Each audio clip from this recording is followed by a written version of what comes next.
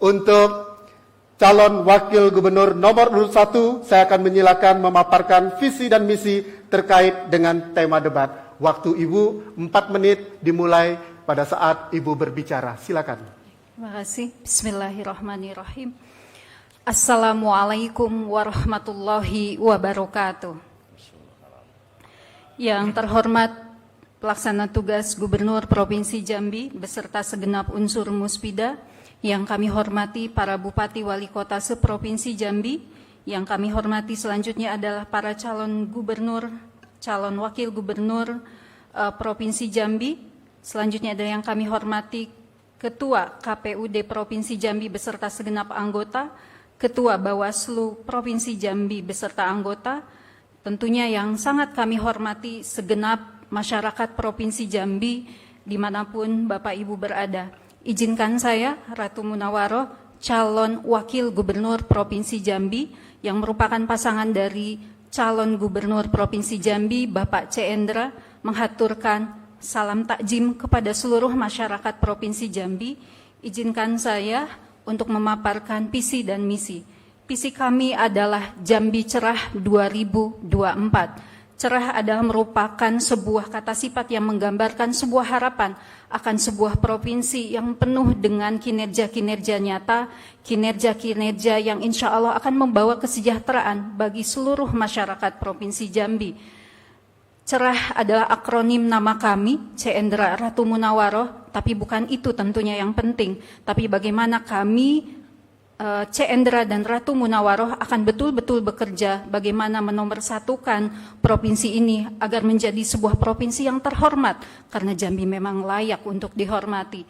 Bapak Ibu sekalian, itulah visi kami. Adapun misi kami sesuai dengan tadi temanya adalah bagaimana kami ingin meningkatkan tentang apa yang menjadi potensi dari Provinsi Jambi dan bagaimana potensi tersebut bisa disinergikan dengan apa yang menjadi program-program nasional. Bapak Ibu sekalian, sebagaimana diketahui bahwa berbicara tentang segala apa yang menjadi sumber daya manusia, maka tak lepas dari apa yang dinamakan Indeks Pembangunan Manusia atau kita sebut dengan IPM. Jambi sendiri IPM menempati angka di 71,26, dan indikasi tersebut terletak pada 3 indikator: pendidikan, kesehatan, dan ekonomi. Bapak Ibu sekalian, sudah menjadi sebuah pembahasan yang sangat umum dalam setiap apapun yang kita lakukan. Bagaimana tentang kondisi pendidikan, kesehatan, dan ekonomi yang ada di Provinsi Jambi. Dan satu menjadi catatan yang terpenting di sini adalah IPM tidak lepas dari apa yang dinamakan pengarus utamaan gender. Pengarus utamaan gender di Provinsi Jambi masih sangat rendah di angka 65,32%.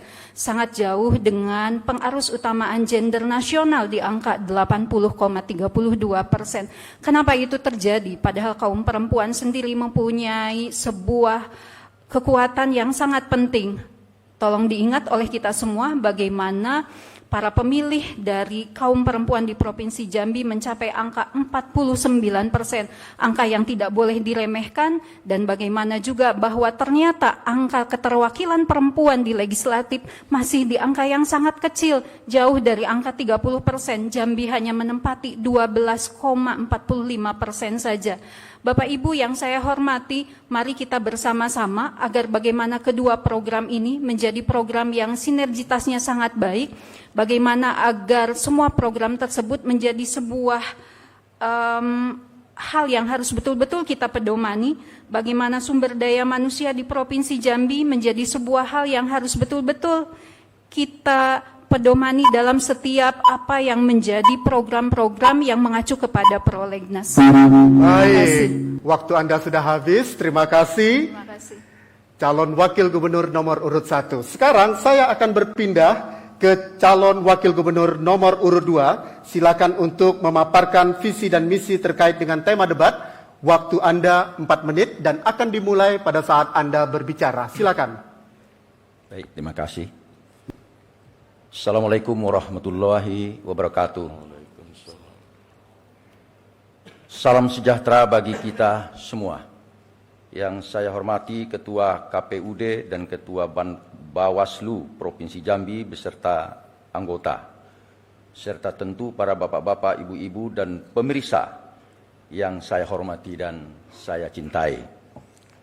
Sebagaimana telah diuraikan oleh pasangan kami, Bapak Fahrori Umar, pada debat sebelumnya, visi kami adalah Jambi Berkah yang bermakna bangun ekonomi rakyat, kreatif dan amanah. Sesuai dengan topik debat malam hari ini, yaitu peningkatan sumber daya manusia menuju optimalisasi pelayanan publik. Secara eksplisit telah kami cantumkan dalam misi kami yang kedua, yaitu meningkatkan tata kelola pemerintahan daerah yang amanah dan berorientasi pada peningkatan kualitas pelayanan publik. Ada dua elemen penting yang harus ditingkatkan. Yang pertama adalah kualitas sumber daya manusia itu sendiri. Yang kedua adalah sistem pelayanan publik. Dalam rangka meningkatkan mutu sumber daya manusia, kami merancang sejumlah program yang meliputi pengembangan Learning and Assessment Center bagi ASN. Yang kedua, pemetaan, reorganisasi, dan peningkatan standar pendidikan dan keterampilan spesifik ASN agar jabatan yang ditempati sesuai dengan kompetensi yang dimilikinya. Dan yang ketiga adalah peningkatan tunjangan penghasilan pegawai, TPP, dan kesejahteraan pegawai tidak tetap PTT melalui mekanisme pegawai pemerintah dengan perjanjian kerja atau PPPK. Untuk elemen kedua, kami memandang perlu adanya peningkatan sistem pelayanan publik dengan program yang pertama adalah digitalisasi pelayanan publik dan penyediaan pusat penyaluran aspirasi dan pengaduan masyarakat secara online. Yang kedua, pembangunan indeks tata kelola organisasi perangkat daerah.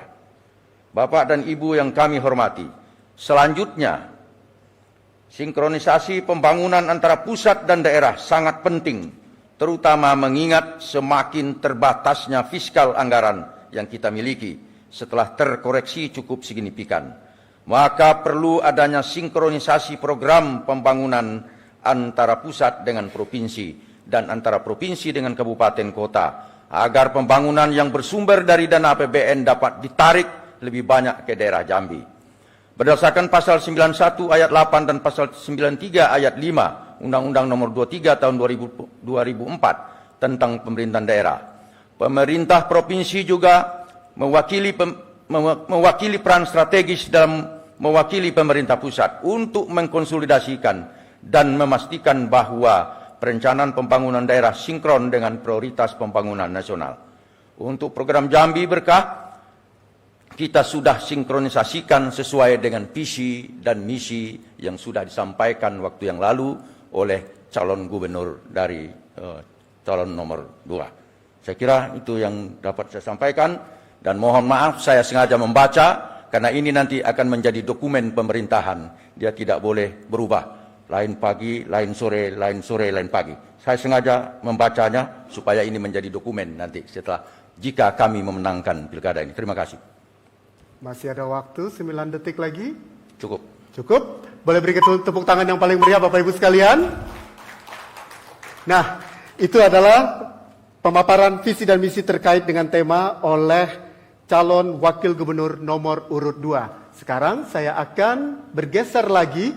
Di sini sudah siap calon wakil gubernur nomor urut 3. Saya akan menyilakan untuk memaparkan visi dan misi terkait dengan tema debat. Waktu Anda 4 menit. Kita akan mulai pada saat Anda berbicara. Silakan. Assalamualaikum warahmatullahi wabarakatuh. Selamat malam, salam sejahtera buat kita semua. Sugeng Dalu. Yang saya hormati Ketua KPU, Bawaslu, pimpinan partai pengusung, panelis paslon nomor 1 dan 2, hadirin seluruh masyarakat Provinsi Jambi yang kami cintai.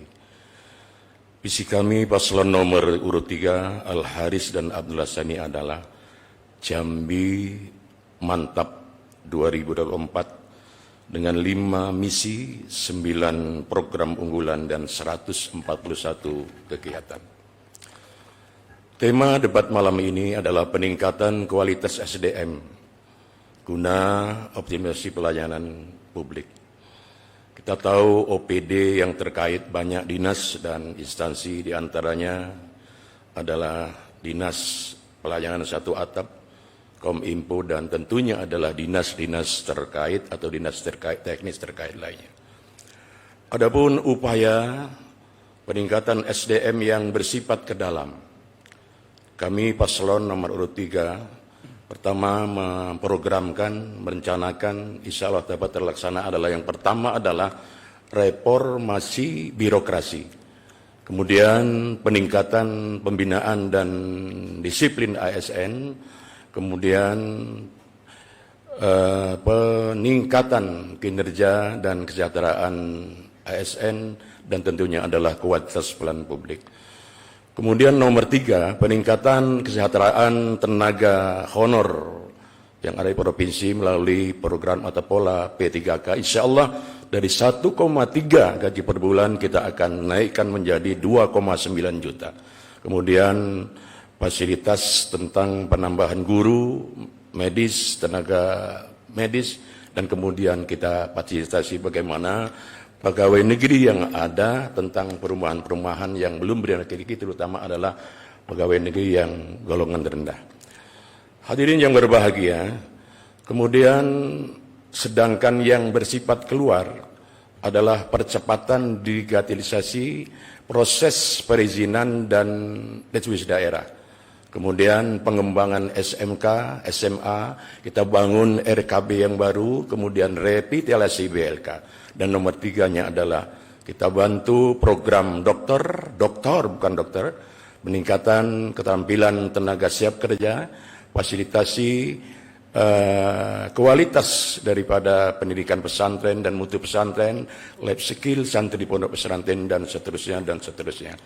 Kemudian tema kedua adalah sinkronisasi pembangunan antara pusat dan daerah. Sebenarnya ini sudah diatur dengan 1 Undang-Undang 23 nomor 12, kemudian nomor 2 Undang-Undang 25 nomor 24, dan Undang-Undang PP nomor 2017.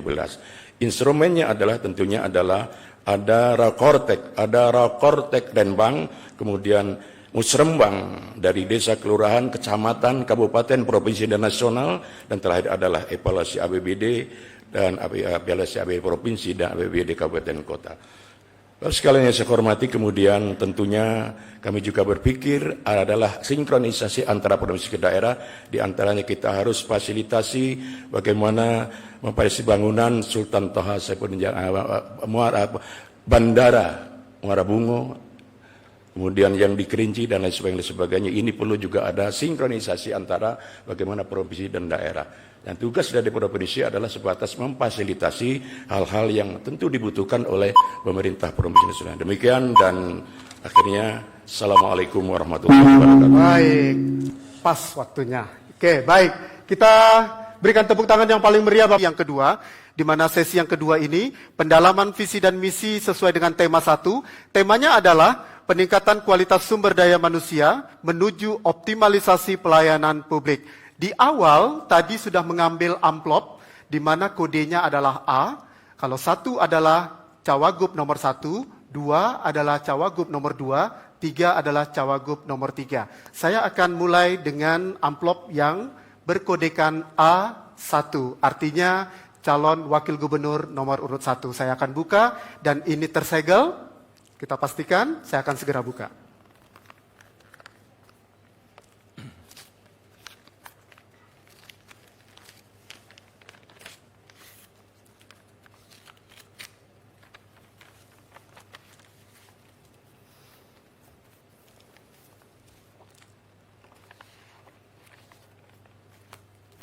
Saya akan pastikan dulu di dalam map ini ataupun di dalam amplop ini kosong.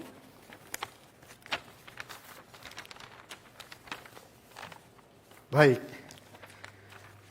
Untuk calon wakil gubernur nomor urut 1, saya akan bacakan. Dan ketika menjawab, alokasi waktu yang diberikan hanya 2 menit.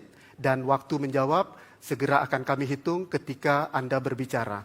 Pertanyaannya adalah, kondisi birokrasi Indonesia di era reformasi saat ini belum menunjukkan arah perkembangan yang baik.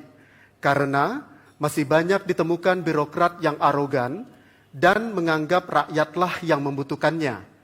Praktik KKN yang masih banyak terjadi dan mentalitas birokrat yang masih jauh dari harapan, tujuan reformasi birokrasi adalah untuk menciptakan birokrasi pemerintah yang profesional dengan karakteristik berintegrasi, berkinerja tinggi, bebas dan bersih dari KKN, mampu melayani publik, netral, sejahtera, berdedikasi dan memegang teguh nilai-nilai dan kode etik aparatur negara. Nah, pertanyaannya, jika seandainya Ibu menjadi Wakil Gubernur Jambi, apa kebijakan dan strategi Ibu untuk menciptakan birokrasi pemerintah yang profesional, bebas dan bersih dari KKN, mampu melayani publik dengan baik dan netral? Waktu menjawab 2 menit dan kami akan mulai pada saat Anda berbicara. Terima kasih. Baik, saya ingin menyampaikan bahwa jumlah ASN Provinsi Jambi saat ini mencapai angka 11.631 dan 51,50%-nya adalah perempuan dan laki-lakinya 48,41%. Angka ini tentu angka yang sangat luar biasa banyak. Dan pertanyaannya, apakah mereka mampu bekerja secara optimal? Tentu ini ada berkaitan dengan bagaimana fungsi tentang bagaimana tupoksi yang harus dituangkan dalam apa yang dinamakan Key Performance of Indicator. Tentu dan ini berkaitan dengan masalah adalah tunjangan kinerja. Cuman persoalannya memang bagaimana kinerja dan indikatornya harus seperti apa. Persoalannya yang terpenting adalah bagaimana pemerintah dalam hal ini gubernur, wakil gubernur mampu mengarahkan para ASN tersebut. Perlu pendekatan-pendekatan profesional, bagaimana berbicara dari hati ke hati, dan bagaimana sejak awal, bagaimana perekrutan dari para ASN ini harus mengacu kepada sebuah apa yang dinamakan indikasi-indikasi untuk menuju ASN yang betul-betul berkompensasi, berkinerja adaptif terhadap apa yang dinamakan kemajuan IT.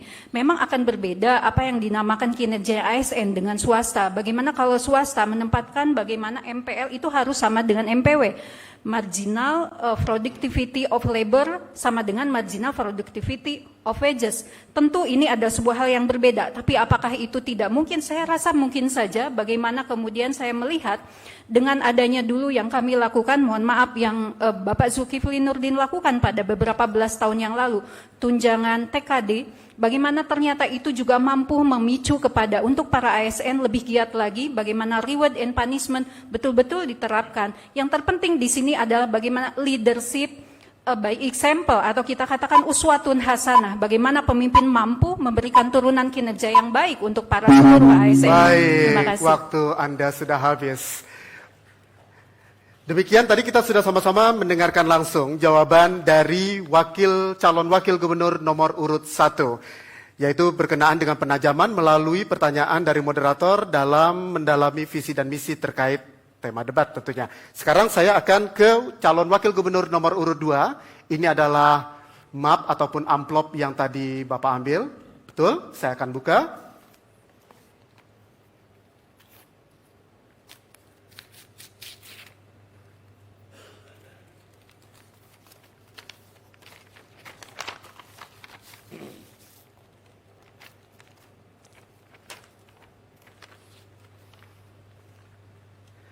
Baik, sama seperti calon wakil gubernur nomor 1, waktu menjawab 2 menit, dan saya akan membacakan pernyataan terlebih dahulu, kemudian baru pertanyaan.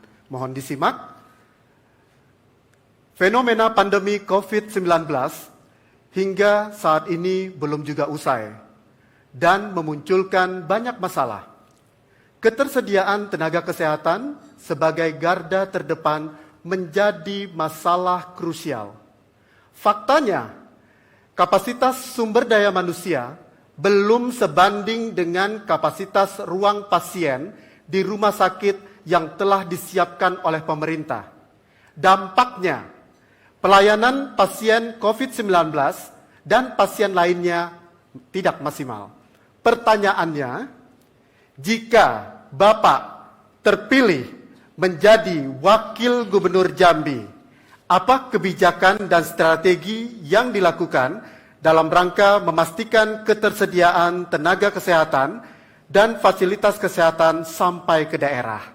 Baik, waktu menjawab Anda 2 menit dimulai pada saat Anda berbicara. Baik, terima kasih. Ya, memang seperti kita pahami sekarang kita sedang dalam kondisi pandemi COVID. Kita rasakan begitu sulit mendapatkan pelayanan karena terbatasnya sumber daya medik itu dalam mengurus atau melayani COVID. Maka jalan yang harus kita tempuh akan tentu merekrut secara khusus tenaga medis untuk memberikan pelayanan kesehatan, terutama menghadapi COVID itu. Jadi itu diperlukan rekrutmen khusus. Ya. Kemudian yang kedua tentu juga melengkapi rumah sakit itu dengan peralatan-peralatan yang memadai untuk melayani COVID itu sendiri. Itu juga harus ditangani secara khusus. Arti pengadaan peralatan-peralatan itu harus dilakukan secara khusus. Apalagi sampai dengan hari ini kita tidak bisa memastikan kapan COVID itu akan berakhir. Nah, kalau ini tidak kita ambil langkah-langkah yang signifikan, baik penyediaan sumber daya manusianya maupun sarana dan prasarananya itu dengan baik, kita khawatir ini akan membawa masalah besar bagi kita. Jadi saya pikir penanganan COVID itu memang harus dilakukan secara khusus, baik rekrutnya maupun penyediaan sarana dan prasarananya. Ya, mungkin juga mengembangkan dengan membentuk atau mengadakan relawan-relawan jika memang dirasakan itu masih kurang, karena kita membutuhkan tenaga yang besar, tapi tentu relawan-relawan yang terlatih. Itu saya kira harus kita siapkan dalam menghadapi situasi yang sekarang ini yang tidak tidak pasti kapan corona ini akan berakhir. Nah, saya kira itu konsen kita ya, rekrutmen, relawan, kemudian lengkapi sarana dan prasarananya dan peralatannya itu konsennya. Terima kasih. Masih ada waktu? Cukup? Baik. Terima kasih untuk calon wakil gubernur nomor urut 2. Sekarang saya akan mengambil amplop selanjutnya. Ini adalah peruntukan untuk calon wakil gubernur nomor urut 3. Saya akan pastikan dulu, Bapak bisa lihat? Oke. Nah, sama seperti dengan calon nomor urut wakil gubernur 1 dan 2, saya akan buka ini. Kemudian nanti Bapak silakan menjawab, menyimak pernyataan, kemudian menjawab pertanyaan yang akan saya bacakan, di mana waktu untuk menjawab sama seperti yang lain, hanya 2 menit, dan waktu akan dimulai pada saat Bapak berbicara.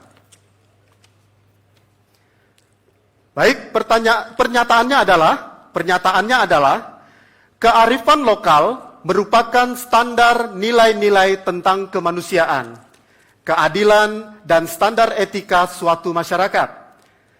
Maka selayaknya nilai-nilai berbasis kearifan lokal menjadi dasar untuk pengambilan kebijakan pada level lokal di bidang pelayanan publik.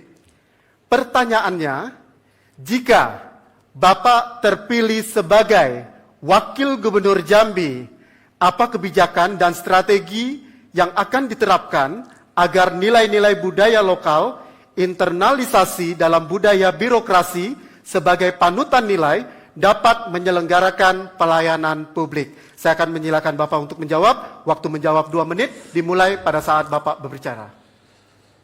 Terima kasih. Jambi terkenal dengan nilai moral budaya Melayu.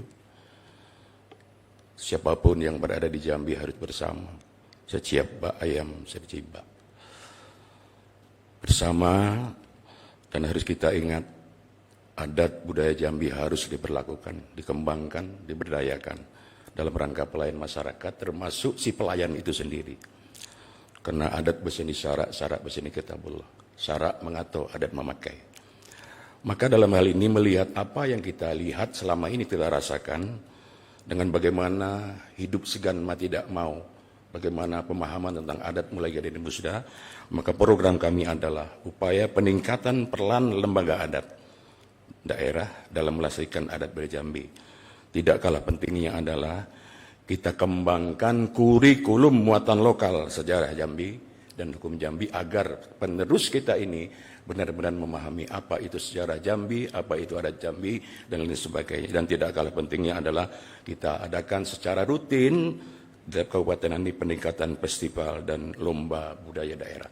Insya Allah nanti akan terpancing, termotivasi semuanya. Tapi ini adalah peran utamanya adalah bagaimana pucuk pemimpinan di Jambi ini. Saya kira demikian. Assalamualaikum warahmatullahi wabarakatuh. Masih ada waktu.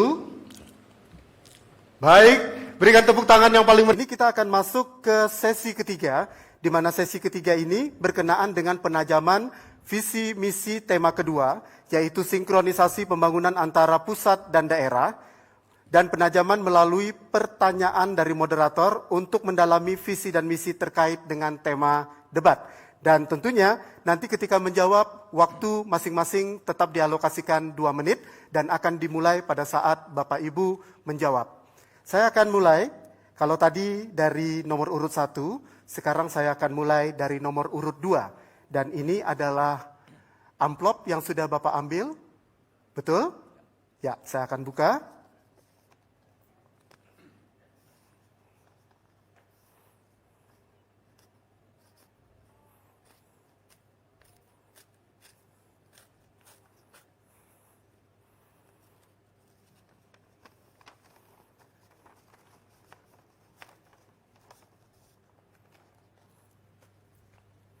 Baik, sudah saya buka dan saya akan membacakan pernyataan dan kemudian baru pertanyaan. Tolong disimak baik-baik. Pernyataannya adalah untuk calon wakil gubernur nomor urut 2, Provinsi Jambi merupakan daerah pertanian, perkebunan, peternakan, dan perikanan yang potensial untuk dikembangkan ke arah produk unggulan berbasis kawasan. Pengembangan kawasan komoditas unggulan harus dilaksanakan secara utuh, sistematis, terpadu, terkoordinasi, dan terkelola dengan baik serta memerlukan mobilisasi sumber daya secara besar-besaran. Terfokus dan partisipasi aktif para pemangku kepentingan mulai dari pusat hingga daerah pada unit terkecil pemerintahan atau desa. Pertanyaannya, jika Bapak terpilih menjadi Wakil Gubernur Jambi, apa kebijakan dan strategi untuk mengembangkan produk unggulan pada sektor perkebunan, pertanian, peternakan, atau perikanan di Provinsi Jambi yang berpotensi memiliki pasar lokal, nasional, hingga internasional? Waktu menjawab Anda 2 menit akan dimulai pada saat Anda berbicara. Baik, terima kasih. Seperti kita ketahui, memang kita di Provinsi Jambi ini mempunyai produk-produk unggulan, ya, seperti di bidang perkebunan kita tahu kopi, kasia pera, kelapa dalam, kelapa sawit, pinang. Demikian juga di pertaniannya, palawijanya juga luar biasa. Ya. Kemudian juga peternakannya juga luar biasa, termasuk juga perikanannya. Seperti kita ketahui, kita punya pesisir. Nah, itu tentu harus kita kelola dengan baik. Itu adalah sumber ekonomi rakyat yang sebenarnya bisa kita bangun dengan baik. Nah, untuk itu dia perlu pengelolaan mulai dari hulu sampai dengan hilirnya. Persoalan kita sekarang ini ada pada hilirnya. Kita belum membangun, ya, pabrik-pabrik yang dapat mengelola komoditas-komoditas kita itu dengan baik. Kemudian untuk bisa meningkatkan nilainya yang lebih tinggi. Nah, barangkali konsen pemerintah ke depan itu harus membangun itu, ya, hilirnya itu. Sehingga nilai komoditas kita yang berkualitas tadi itu memberikan nilai tambah yang tinggi. Nah, sementara sekarang ini memang kita punya produk tapi belum mendapat nilai tambah yang tinggi. Karena kita masih saja menjual itu produk-produk bahan dasar. Belum dikelola dengan baik. Nah, ke depan tentu juga pemasarannya. Ya, ini juga memerlukan sinergitas. Memerlukan juga hubungan keluar. Harus kita bangun keluar bagaimana kita mendapatkan pasar yang besar, yang cukup sehingga produk-produk kita itu, produk-produk unggulan kita itu mempunyai nilai tambah. Ya, jadi tidak hanya menjual produk-produk asal saja atau produk-produk dasar saja, tapi dia mempunyai nilai tambah apabila kita bisa membangun nanti hilirnya gitu ya, tidak hanya di hulunya saja. Ya, terima kasih. Masih ada waktu? Baik, terima kasih. Demikian sudah dari calon wakil gubernur nomor urut 2. Sekarang saya akan menuju calon wakil gubernur nomor urut 3. Bapak boleh bisa dilihat amplopnya sesuai dengan kode dan peruntukan, dan di belakang tersegel. Saya akan buka.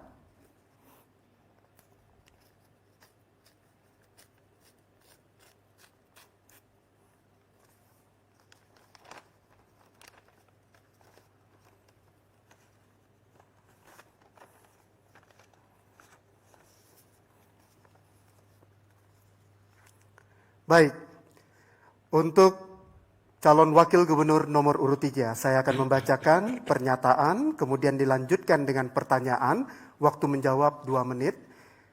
Pernyataannya seperti ini. Provinsi Jambi di tahun 2020 masih memiliki beberapa potensi konflik yang sedang ditangani. Potensi yang dimaksud kebanyakan karena faktor sumber daya alam, di antara konflik lahan.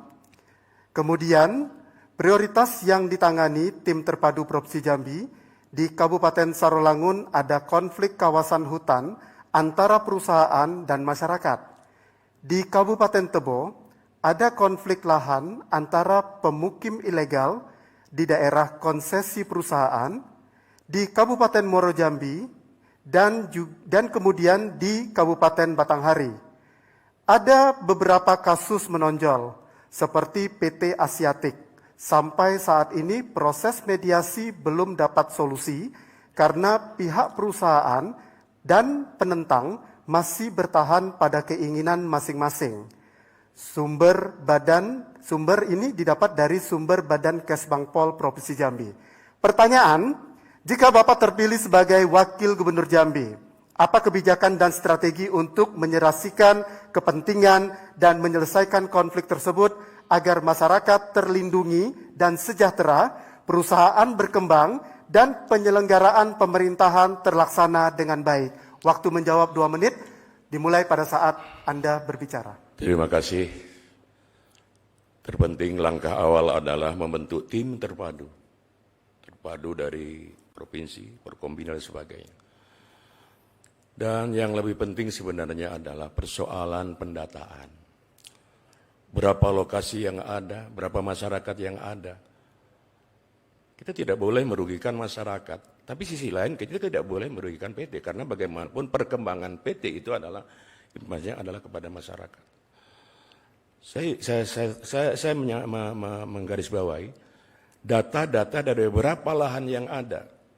Dan sumbernya dari mana, surat menilai dari mana, legalitasnya dari mana itu. Dari awal kita akan gali. Akhirnya ketemu sebenarnya ini adalah milik masyarakat, ini milik ini. Setelah itu nanti ada sebuah kebijakan, keputusan yang memang sebenarnya, tapi keputusan harus berdasar. Saya katakan, kenapa lahan ini adalah di PT? Apakah milik PT? Untuk menjawab tidak atau tidak, kita perlu data yang tegas. Kita di provinsi, kabupaten ternyata harus diatur sekarang adalah persoalan data, dan data. Termasuk hal-hal yang lain, kebutuhan lain. Oleh karena itu kita harus turunkan dari tim itu adalah tenaga ahli yang memang ahli mengurusi, memproses data-data itu. Akhirnya dengan data itulah kita akan analisa, kita akan simpulkan, akhirnya membuat sebuah keputusan. Dan keputusan akhir jangan sampai merugikan masyarakat, tapi sisi lain adalah juga kita pikirkan bagaimana perusahaan yang juga adalah menguntungkan dari kepentingan yang dirasakan oleh masyarakat semuanya. Saya kira itu. Jadi saya ulangi, membentuk tim terpadu itu. Tim terpadu yang benar-benar tidak hanya secara terpadu.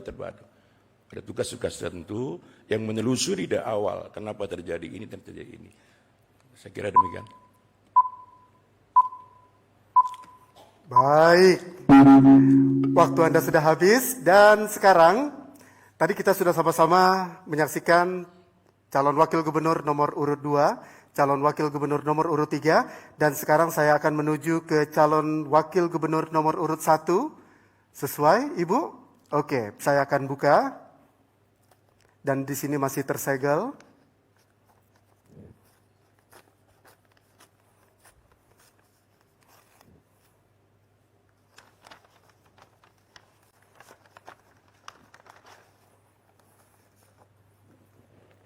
Baik, saya akan bacakan pernyataan, kemudian saya akan lanjutkan dengan pertanyaan. Pernyataannya adalah, perbincangan tentang kesenjangan infrastruktur antara wilayah di Provinsi Jambi selalu mewarnai momen pilkada. Saat ini di Provinsi Jambi terdapat beberapa bandar udara atau bandara dan pelabuhan, namun demikian masih minim perhatian dan dukungan dari pemerintah Provinsi Jambi terhadap pengembangan bandara dan pelabuhan tersebut. Pertanyaannya adalah, jika Ibu terpilih menjadi Wakil Gubernur Jambi, apa kebijakan dan strategi untuk memberikan dukungan terhadap pengembangan infrastruktur bandara dan pelabuhan yang ada di Provinsi Jambi? Waktu menjawab 2 menit akan dimulai pada saat Anda berbicara. Silakan. Terima kasih. Tentunya sebagaimana pernah saya sampaikan, ada 4 pilar yang sangat penting menurut saya di era apapun, di zaman apapun. 4 pilar tersebut adalah yang pertama infrastruktur, dan dengan catatan bukan infrastruktur mercusuar, tapi infrastruktur yang jatuh langsung ke kantong-kantong ekonomi. Dan menjadi sebuah pernyataan yang menarik, bagaimana hilirisasi tidak terjadi di Provinsi Jambi. Persoalannya adalah salah satunya karena tidak tersedianya pelabuhan. Main harbor yang ada di Jambi, yang ada adalah hanya feeder, dan ternyata angka akibat capital flight yang terjadi akibat kita tidak mempunyai main harbor adalah di angka 67%, angka yang sangat luar biasa besarnya. Kita telah kehilangan itu selama berpuluh-puluh tahun. Persoalannya bagaimana seorang wakil gubernur bisa berperan di situ. Inilah fungsi seorang wakil gubernur secara strategis, mengajak kepada semua yang berkepentingan di sini, yaitu yang bertanggung jawab di sini khususnya adalah yang pertama adalah tentunya para anggota DPR RI yang berasal dari Provinsi Jambi. Mereka mempunyai hubungan yang sangat jelas dengan pemerintah pusat, dengan mereka juga adalah wakil kita yang berasal dari Provinsi Jambi. Kita akan fungsikan itu secara betul-betul, bagaimana terjadi task force yang sangat jelas, sangat terarah, ada due date-nya, ada jelas tenggang waktunya, bagaimana ini bisa terjadi. Kemudian masalah bandara ini perlu disupervisi dengan sangat jelas. Kerinci adalah bandara yang sangat luar biasa, sangat strategis. Kita sangat mendukung itu. Ternyata kita berhadapan dengan apa yang dinamakan cuaca. ILS, Instrument Landing System, itu ternyata bukan persoalan mudah. Bertahun-tahun itu menjadi persoalan yang terus digali. Sementara disitulah letak kantong ekonomi. Begitu juga dengan Bungo yang sangat strategis, begitu juga dengan pelabuhan lainnya. Saya sangat meyakini apabila pelabuhan ini kemudian betul-betul kita jadikan sebagai sebuah tombak, ujung tombak, maka disitulah akan terjadi apa yang dinamakan percepatan perekonomian Provinsi Jambi yang sama-sama kita cintai ini. Terima kasih. Baik. Dan hadirin yang kami hormati dan juga para calon wakil gubernur urut 1, 2, dan 3. Demikian tadi sudah sama-sama menjawab penajaman visi dan misi tema kedua berkenaan dengan sinkronisasi pembangunan antara pusat dan daerah. Nanti kita akan masuk ke sesi yang keempat, di mana sesi keempat ini adalah debat eksploratif. Nanti materi pertanyaan akan kami tayangkan melalui video. Dan debat eksploratif di mana materi pertanyaan akan disajikan dalam bentuk video, kemudian silakan menjawab. Dan untuk debat eksploratif ini, Bapak Ibu mohon perhatian, ketika nanti pertanyaan melalui video itu akan dijawab oleh calon wakil gubernur nomor urut 3, kemudian selanjutnya nomor urut 1 nanti silakan menanggapi, kemudian nomor urut 3 silakan menyanggah tanggapan tersebut. Begitu seterusnya. Oke, baik. Begitu juga nanti calon nomor urut 2. Baik, kita akan mulai karena tadi 1 dan 2 sudah duluan. Sekarang saya akan menyilakan untuk calon wakil gubernur nomor urut 3 yang nantinya akan menjawab terlebih dahulu. Ini adalah amplopnya, betul Bapak? Oke, saya akan buka. Ini adalah debat eksploratif di mana materi pertanyaan disajikan dalam bentuk penayangan video.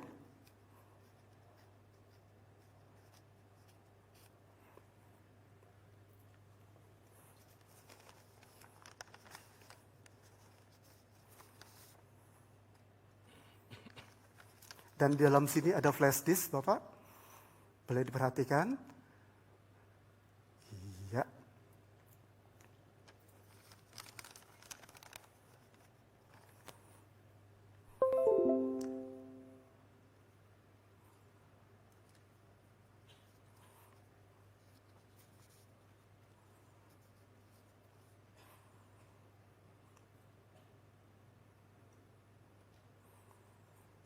Baik. Untuk video untuk nomor urut 3. Baik. Akan dimulai. Untuk Jambi, Silakan. lahan yang terbakar total mencapai 11.000 hektar, 5.800 hektar adalah berupa lahan gambut. Oleh karenanya, Jambi salah satu wilayah yang memberikan kontribusi asap terbesar pada tahun 2019. Pencegahan sesuai dengan perintah Presiden akan jauh lebih baik dibandingkan penanggulangan.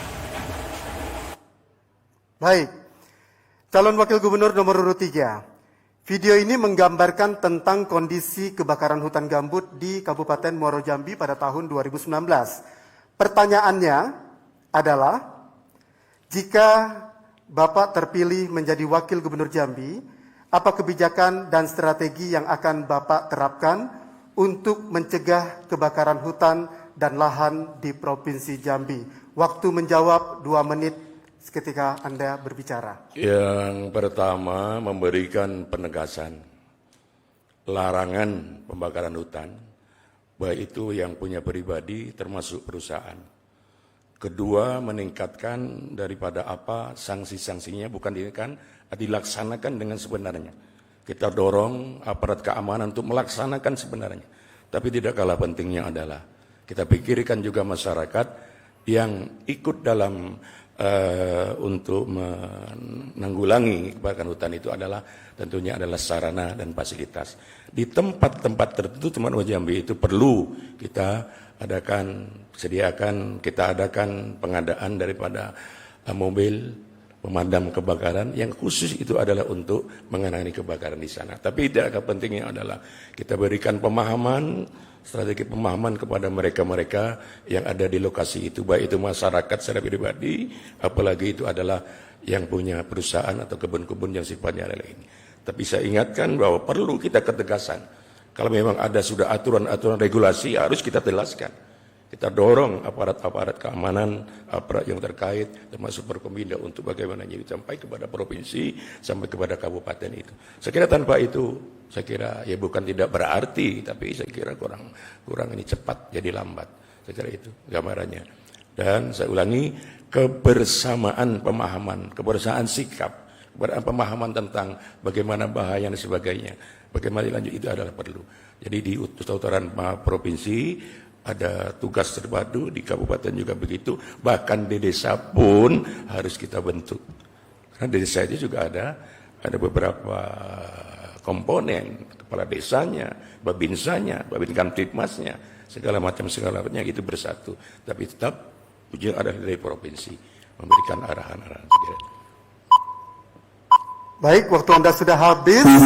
Iya, saya silakan ke nomor urut 1 untuk menanggapi jawaban calon nomor urut 3. Ya, terima kasih Bapak Abdullah Hassani yang sangat saya hormati, Bapak Kiai. Tadi Bapak sudah sampaikan tentang beberapa yang kalau saya bilang sih itu protap yang biasa dijalankan ketika terjadi karhutla. Pertanyaannya adalah, protap tersebut biasa dijalankan, kenapa itu selalu berulang dan berulang lagi? Di manakah letak kesalahannya? Dan terkadang kita melihat bahwa ketika itu kemudian menjadi sebuah tahapan yang sudah dilaksanakan, kemudian ternyata bisa terjadi di tahun kemudiannya karhutlanya lebih lagi dan lebih lagi. Di mana sesungguhnya dari protap tersebut yang harus diperbaiki menurut Bapak Abdullah Hassani? Masih ada waktu? Oke, kemudian yang saya ingin tanyakan juga kepada Bapak, kita juga harus menyadari bahwa karhutla di Provinsi Jambi seringkali berulang dan berulang. Sementara yang dinamakan sanksi itu adalah kebijakan dari Forkompinda yang lain, bukan kebijakan dari Pemda. Lalu di manakah letak strategisnya seorang wakil gubernur dalam penanganan karhutla ini?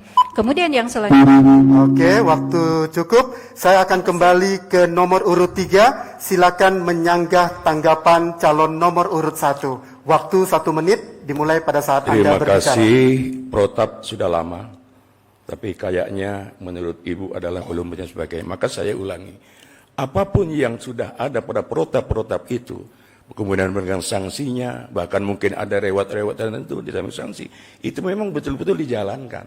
Tapi tidak kalah pentingnya adalah bagaimana kita memberikan pemahaman. Nah, pemahaman saya kira tahu mereka. Cuman karena begitu saja, dia coba terus akhirnya ya jadi itu terjadi. Saya ulangi, kebersamaan mulai dari provinsi, kabupaten, kecamatan dan desa itu perlu sekali itu. Saya kira itu. Masih ada waktu? Masih ada waktu 20 detik. Sidang. Baik. Saya akan menyilakan untuk calon nomor urut 2 menanggapi jawaban calon nomor urut 3. Waktu Anda 1 menit. Waktu Anda 1 menit dimulai pada saat Anda berbicara. Terima kasih Pak Sani. Apa yang disampaikan Bapak tadi memang itu sudah kita lakukan. Memang kita lihat sekarang itu kan belum maksimal kita hasilnya, toh masih terjadi kebakaran hutan. Ya. Jadi menurut saya itu ada hal juga yang harus kita lakukan itu melibatkan masyarakat itu yang harus menjadi bagian penting itu menurut saya. Ya, melibatkan masyarakat itu harus bagian penting, terutama masyarakat yang berada di sekitar hutan itu di samping juga perusahaan. Nah, tentu yang lain juga adalah penegakan hukum yang konsisten dan adil itu harus dilakukan tentang bagaimana supaya kita bisa mencegah kebakaran hutan. Tapi ada persoalan lain juga ketika perusahaan itu juga harus memberikan dukungan secara teknis. Nah, barangkali ada hal yang yang perlu ini menurut saya teknis menurut Bapak barangkali. Baik, waktu Anda sudah habis. Saya akan menyilakan calon nomor urut 3 menyanggah tanggapan calon nomor urut 2. Waktu Anda 1 menit dimulai pada saat Anda berbicara. Terima kasih, bukan menyanggah, setuju. Makanya saya katakan tadi, bukan saja level provinsi, tetapi di masyarakat itu sendiri. Kita libatkan mereka.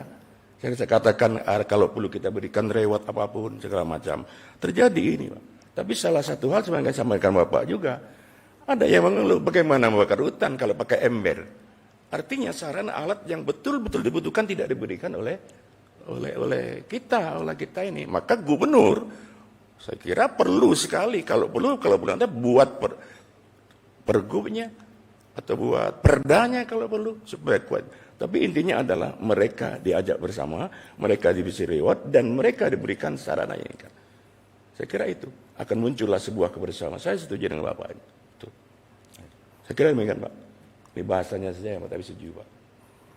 Masih ada waktu? Sudah. Cukup? Boleh berikan tepuk tangan yang paling meriah Bapak Ibu sekalian? Debat eksploratif untuk nomor urut 3 sudah. Saya akan menuju ke debat eksploratif nomor urut 1. Saya akan pastikan dulu, Ibu, ini adalah amplop yang Ibu ambil tadi dan masih tersegel. Saya akan buka dan nanti kita tayangkan.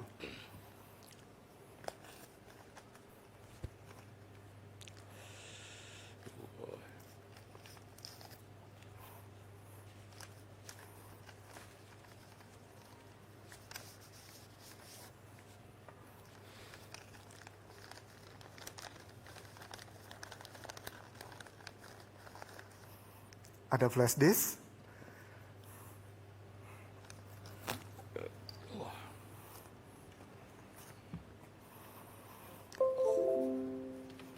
Baik, saya akan mengajak calon wakil gubernur nomor urut 1, 2, 3. Kita akan saksikan video berikut ini dan akan kita mulai.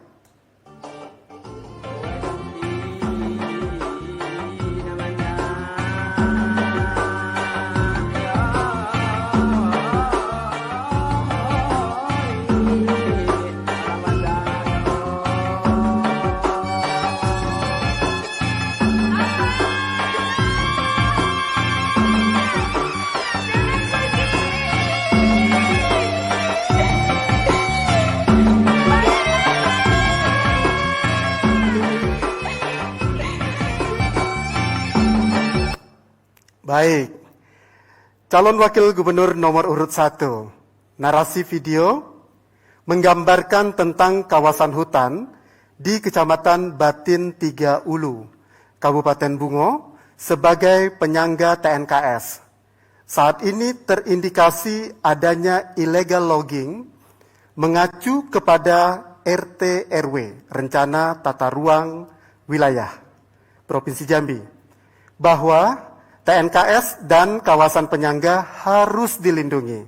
Pertanyaan, jika Ibu terpilih menjadi Wakil Gubernur Jambi, apa kebijakan dan strategi Ibu untuk memberantas illegal logging dengan mengacu kepada RT/RW tersebut? Waktu Anda menjawab 2 menit, dimulai pada saat Anda berbicara. Terima kasih. Yang pertama yang harus dilihat substansi dari persoalan kenapa terjadi illegal logging. Persoalannya tentu hanya satu, yaitu persoalan ekonomi. Rakyat butuh makan, rakyat pingin sejahtera. Kenapa kemudian akhirnya mereka kemudian melakukan hal tindakan-tindakan illegal logging, illegal fishing, ataupun illegal lainnya. Ini yang harus kemudian menjadi PR kita bersama, bagaimana kesejahteraan masyarakat harus betul-betul diperhatikan sehingga mereka kemudian tidak melakukan hal-hal itu. Kada fakro ayakuna kufron, kurang lebih seperti itu. Bagaimana kemudian mereka disadarkan bahwa lingkungan yang rusak itu akan berakibat tidak baik untuk mereka sendiri. Mereka yang akan merasakannya, masyarakat penyangga dari kehutanan tersebut. Zuharul fasadu fil barri wal bahri bima kasabat aydin nas. Itu yang harus disadarkan kepada mereka bahwa akibat dari perbuatan kita sendiri. Ini kurang lebih sama dengan persoalan tadi, bahwa poinnya adalah kesejahteraan. Bagaimana masyarakat disadarkan hutan itu adalah kita. Bagaimana hutan itu adalah tempat kita memperoleh kesejahteraan. Mereka bisa hidup, bisa menyekolahkan anak, bisa kemudian berkompetisi dengan daerah-daerah penyangga hutan yang lainnya. Hal-hal itulah yang kemudian harus dibicarakan dari hati ke hati, personal approach yang harus dilakukan. Kemudian juga jangan lupa pemerintah harus turun langsung ke sana. Tidak hanya sekedar konsep, tidak hanya sekedar di belakang kantor, tapi langsung turun, berbicara dengan rakyatnya. Bapak Ibu, inilah yang akan terjadi. Bagaimana kunci dari seorang pemerintah yang harus visioner, kunci dari seorang pemerintah yang memikirkan rakyatnya sampai ke hal-hal yang mendetil, ini yang sangat penting dilakukan dalam permasalahan ini. Bagaimana hutan, bagaimana illegal logging menjadi sebuah persoalan yang terus-menerus akan diwariskan kepada generasi selanjutnya.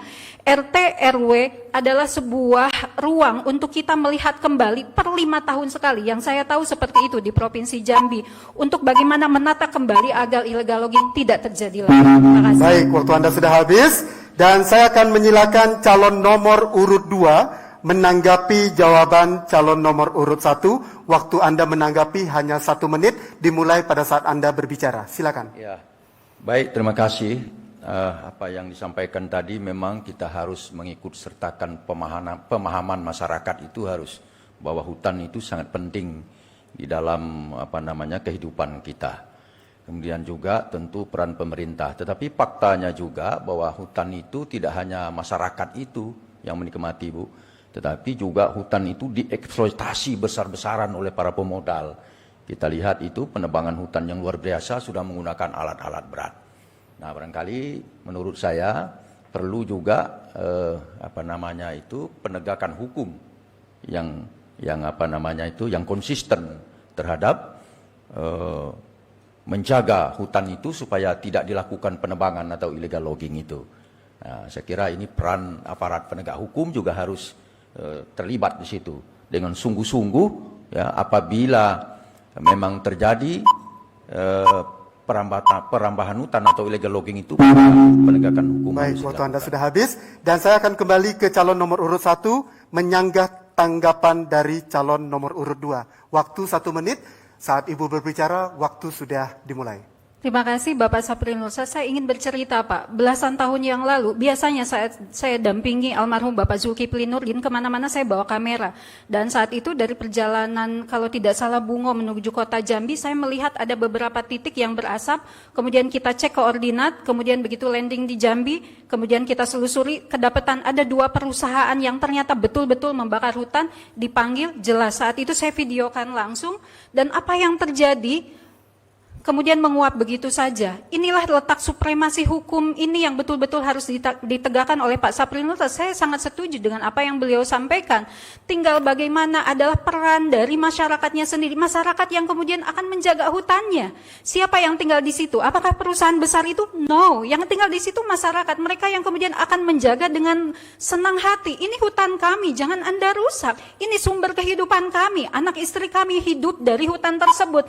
Kita tidak perlu kemudian kemudian bersusah payah terlebih seperti apapun ketika masyarakat sudah merasa memilikinya. Baik, waktu Anda Terima sudah kasih. habis. Dan sekarang saya akan menyilakan calon nomor urut 3 menanggapi jawaban calon nomor urut 1. Dan menanggapi ini waktu 1 menit dimulai pada saat Anda berbicara. Silakan. Terima kasih.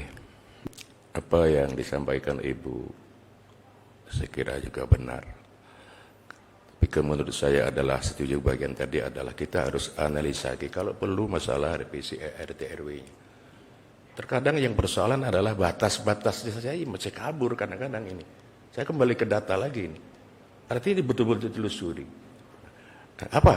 Nah kemudian persoalan-persoalan bagaimana ini apa ya ternyata rakyat. Tapi saya kira betul rakyat hanya bekerja itu sama dengan peti segala macam itu ya rakyat bekerja. Maka sesungguhnya adalah perlu penelusuran, perlu melihat apa kesebenarnya ternyata di sana, bagaimana aturan mainnya. Tapi terus terang penegakan hukum menurut beliau ini saya sungguh setuju. Tapi ini harus diberikan contoh oleh pimpinan pucuk di Jambi ini semuanya. Sebagai gubernur, sebagai wakil gubernur, sebagai bupati semuanya ini harus ikut mendorong ini. Saya kira itu. Baik, saya akan menyilakan calon nomor urut 1 menyanggah tanggapan calon nomor urut 3. Waktu Anda 1 menit dimulai pada saat Anda berbicara. Silakan. Saya rasa saya tidak menyanggah, tapi justru menyetujui sama dengan Bapak Sapril Nursal dan Bapak Abdullah Sani. Saya menyetujui apa yang beliau sampaikan. Inilah Bapak Ibu sekalian peran strategis kami. Seandainya kemudian siapapun di antara kami terpilih menjadi calon gubernur, wakil gubernur, mohon maaf, saya sendiri Ratu Munawaroh ketika insya Allah dipercaya atas ridhonya Allah menjadi wakil gubernur, saya akan pastikan fungsi pengawasan akan betul-betul saya laksanakan di sini. Bagaimana tidak boleh ada hutan-hutan yang kemudian menjadi korban dari illegal logging. Bagaimana RT RW harus betul-betul on the time, on the track. Bagaimana masyarakat akan kami rangkul, akan kami sapa bahwa inilah hutan kita. Kita mempunyai sebuah kepentingan yang sama. Bagaimana menjadikan hutan ini sebuah kebanggaan, bagaimana menjadikan hutan ini sebuah kesejahteraan, dan bagaimana hutan ini menjadikan sebuah kebanggaan untuk anak cucu kita. Tidak hanya kita, anak cucu kita, mereka harus tahu bahwa kita nenek moyangnya menjaga dengan sepenuh hati. Terima kasih. Baik, terima kasih calon wakil gubernur nomor urut 1. Sekarang saya akan menuju ke calon wakil gubernur nomor urut 2, dan ini adalah amplop yang sudah Bapak ambil tadi, betul? Dan di sini tersegel dengan sangat rapi, akan saya buka dan kami akan tayangkan. Setelah kami tayangkan, saya akan membacakan pertanyaan.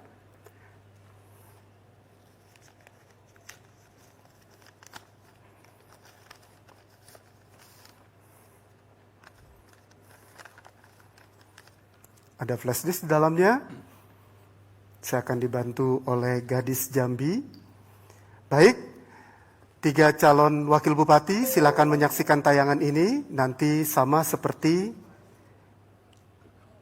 silakan menjawab, silakan menyanggah, dan memberi sanggahan. Baik, kita akan mulai.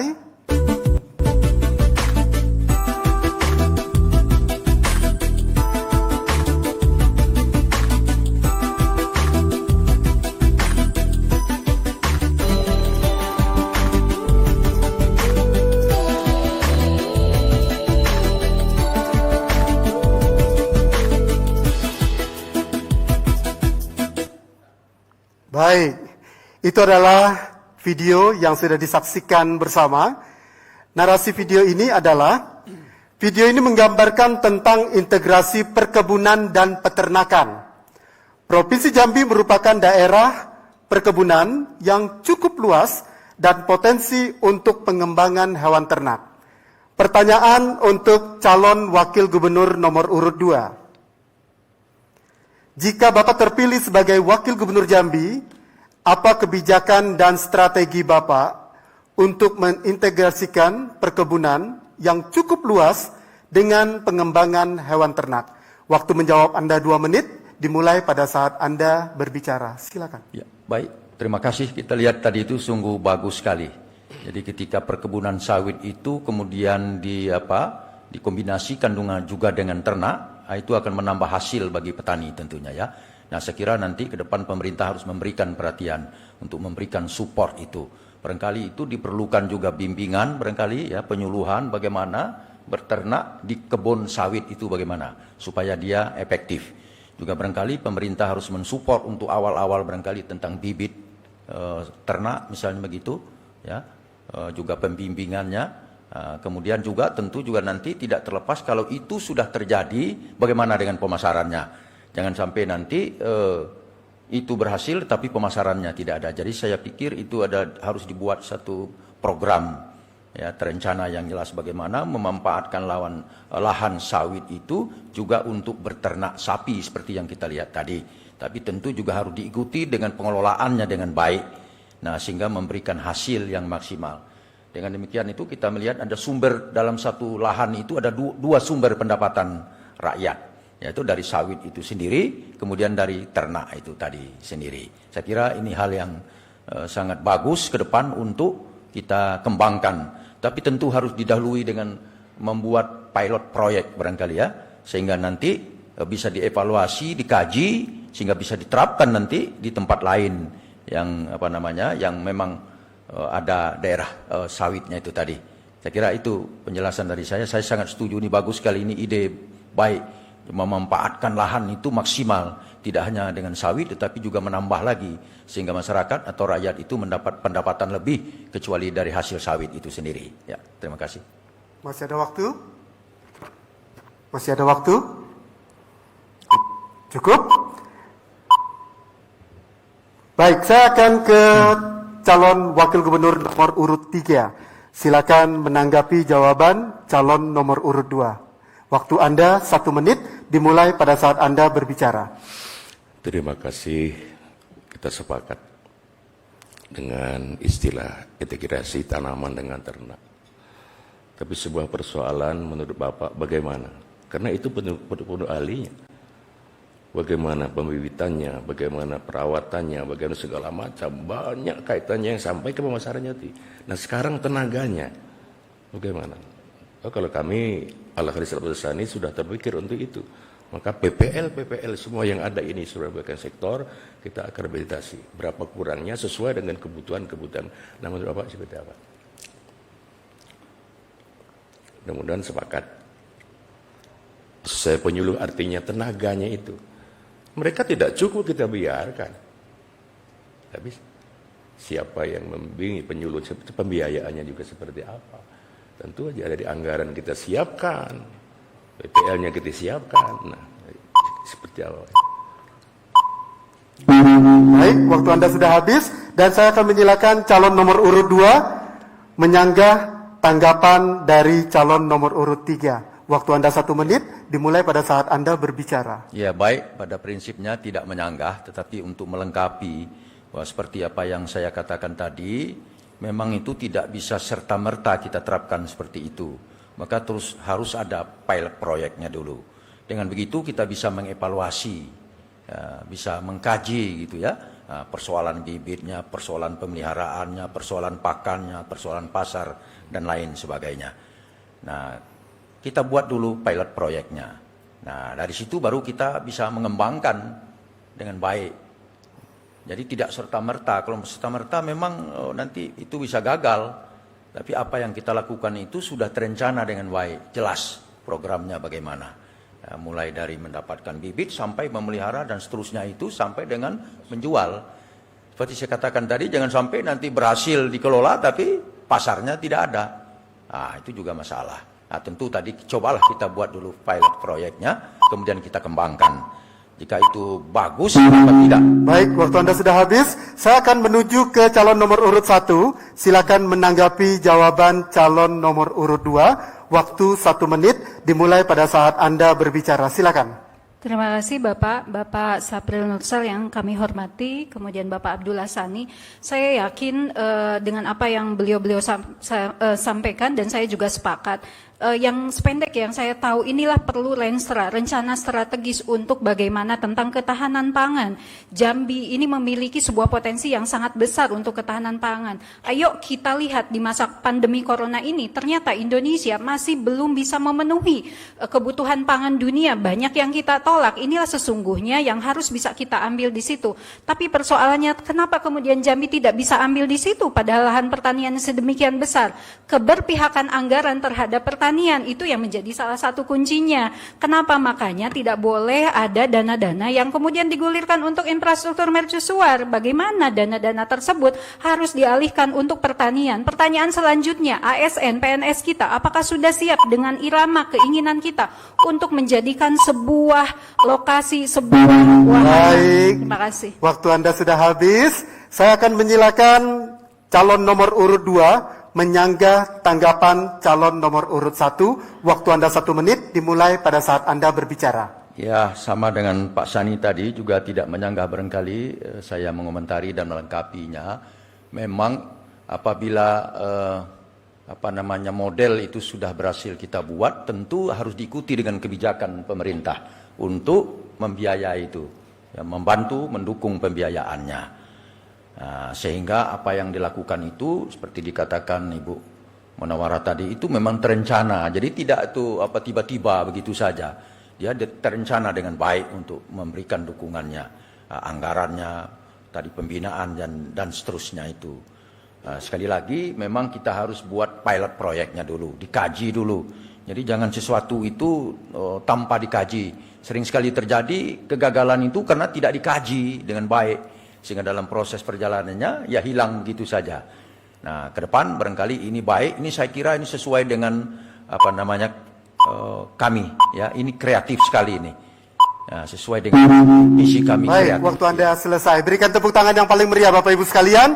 Demikian kita sudah mengikuti debat eksploratif di mana sudah kita tayangkan video, kemudian dengan tayangan video tersebut ada pertanyaan dari tim pakar berkenaan dengan apa yang ditayangkan. Dan berikut nanti kita akan masuk ke segmen di mana ini adalah calon wakil gubernur saling bertanya dan menyanggah seputar tema 1 dan 2. Baik, saya akan menuju ke calon wakil gubernur nomor urut 1 di mana nanti memberikan pertanyaan kepada calon wakil gubernur nomor urut 2. Pertanyaan selama 1 menit dan waktu menjawab 2 menit.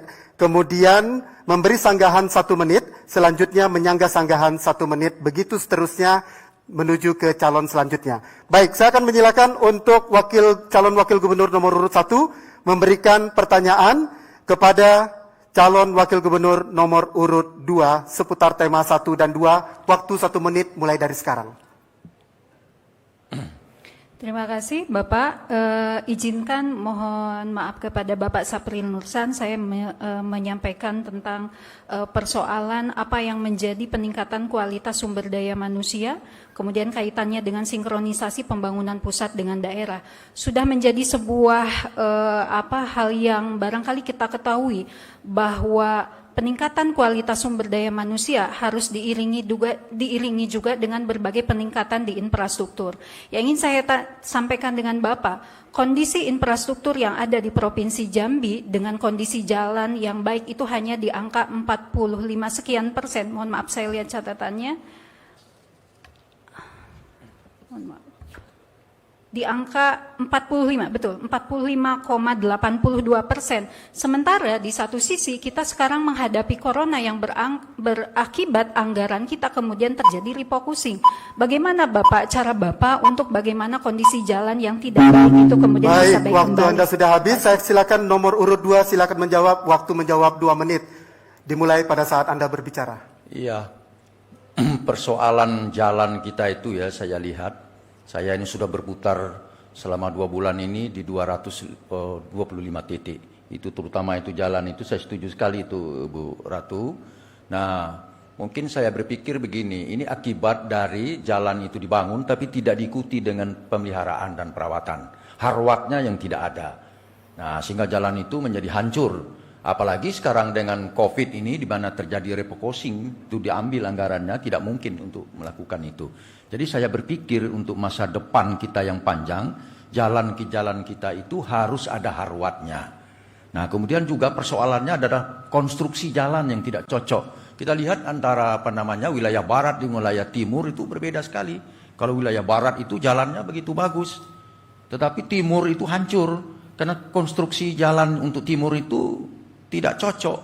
Dia mestinya konstruksi untuk wilayah timur itu misalnya harus beton. Nah, ini juga barangkali pemikiran kita ke depan untuk bagaimana kita bisa membangun infrastruktur itu cocok dengan wilayahnya sehingga daya pakainya juga lama. Tapi kemudian harus diikuti dengan pemeliharaan dan perawatannya. Jalan kita itu sebenarnya sudah ada. Saya berjalan jauh itu kemana-mana di 11 kabupaten kota itu sudah saya jalani. Jalannya ada, tapi harwatnya yang tidak ada. Ke depan barangkali kita harus memikirkan harwatnya itu. Masih ada waktu? Oh ya, kemudian juga tadi pengembangan jalan-jalan itu juga harus kita lakukan kepada sentra-sentra produksi kita itu. Ya, kita pahami tadi bahwa negeri kita ini mempunyai sumber daya itu yang luar biasa. Tapi bagaimana sumber daya itu bisa dikelola dengan baik, salah satu diantaranya membutuhkan sarana prasarana jalan itu. Jadi di samping tadi memelihara jalan yang ada, dengan Harwat juga membangun jalan-jalan baru. Baik, waktu Anda sudah habis. Saya akan menuju ke nomor urut 1 memberikan sanggahan. Waktu menyanggah 1 menit. Silakan.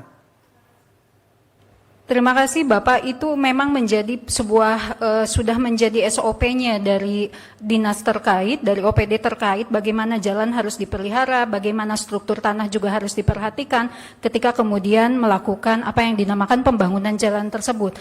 Tapi barangkali yang menurut saya Bapak yang menjadi PR kita ini bagaimana dengan angkutan batu bara yang setiap malamnya melintas sekian tonase.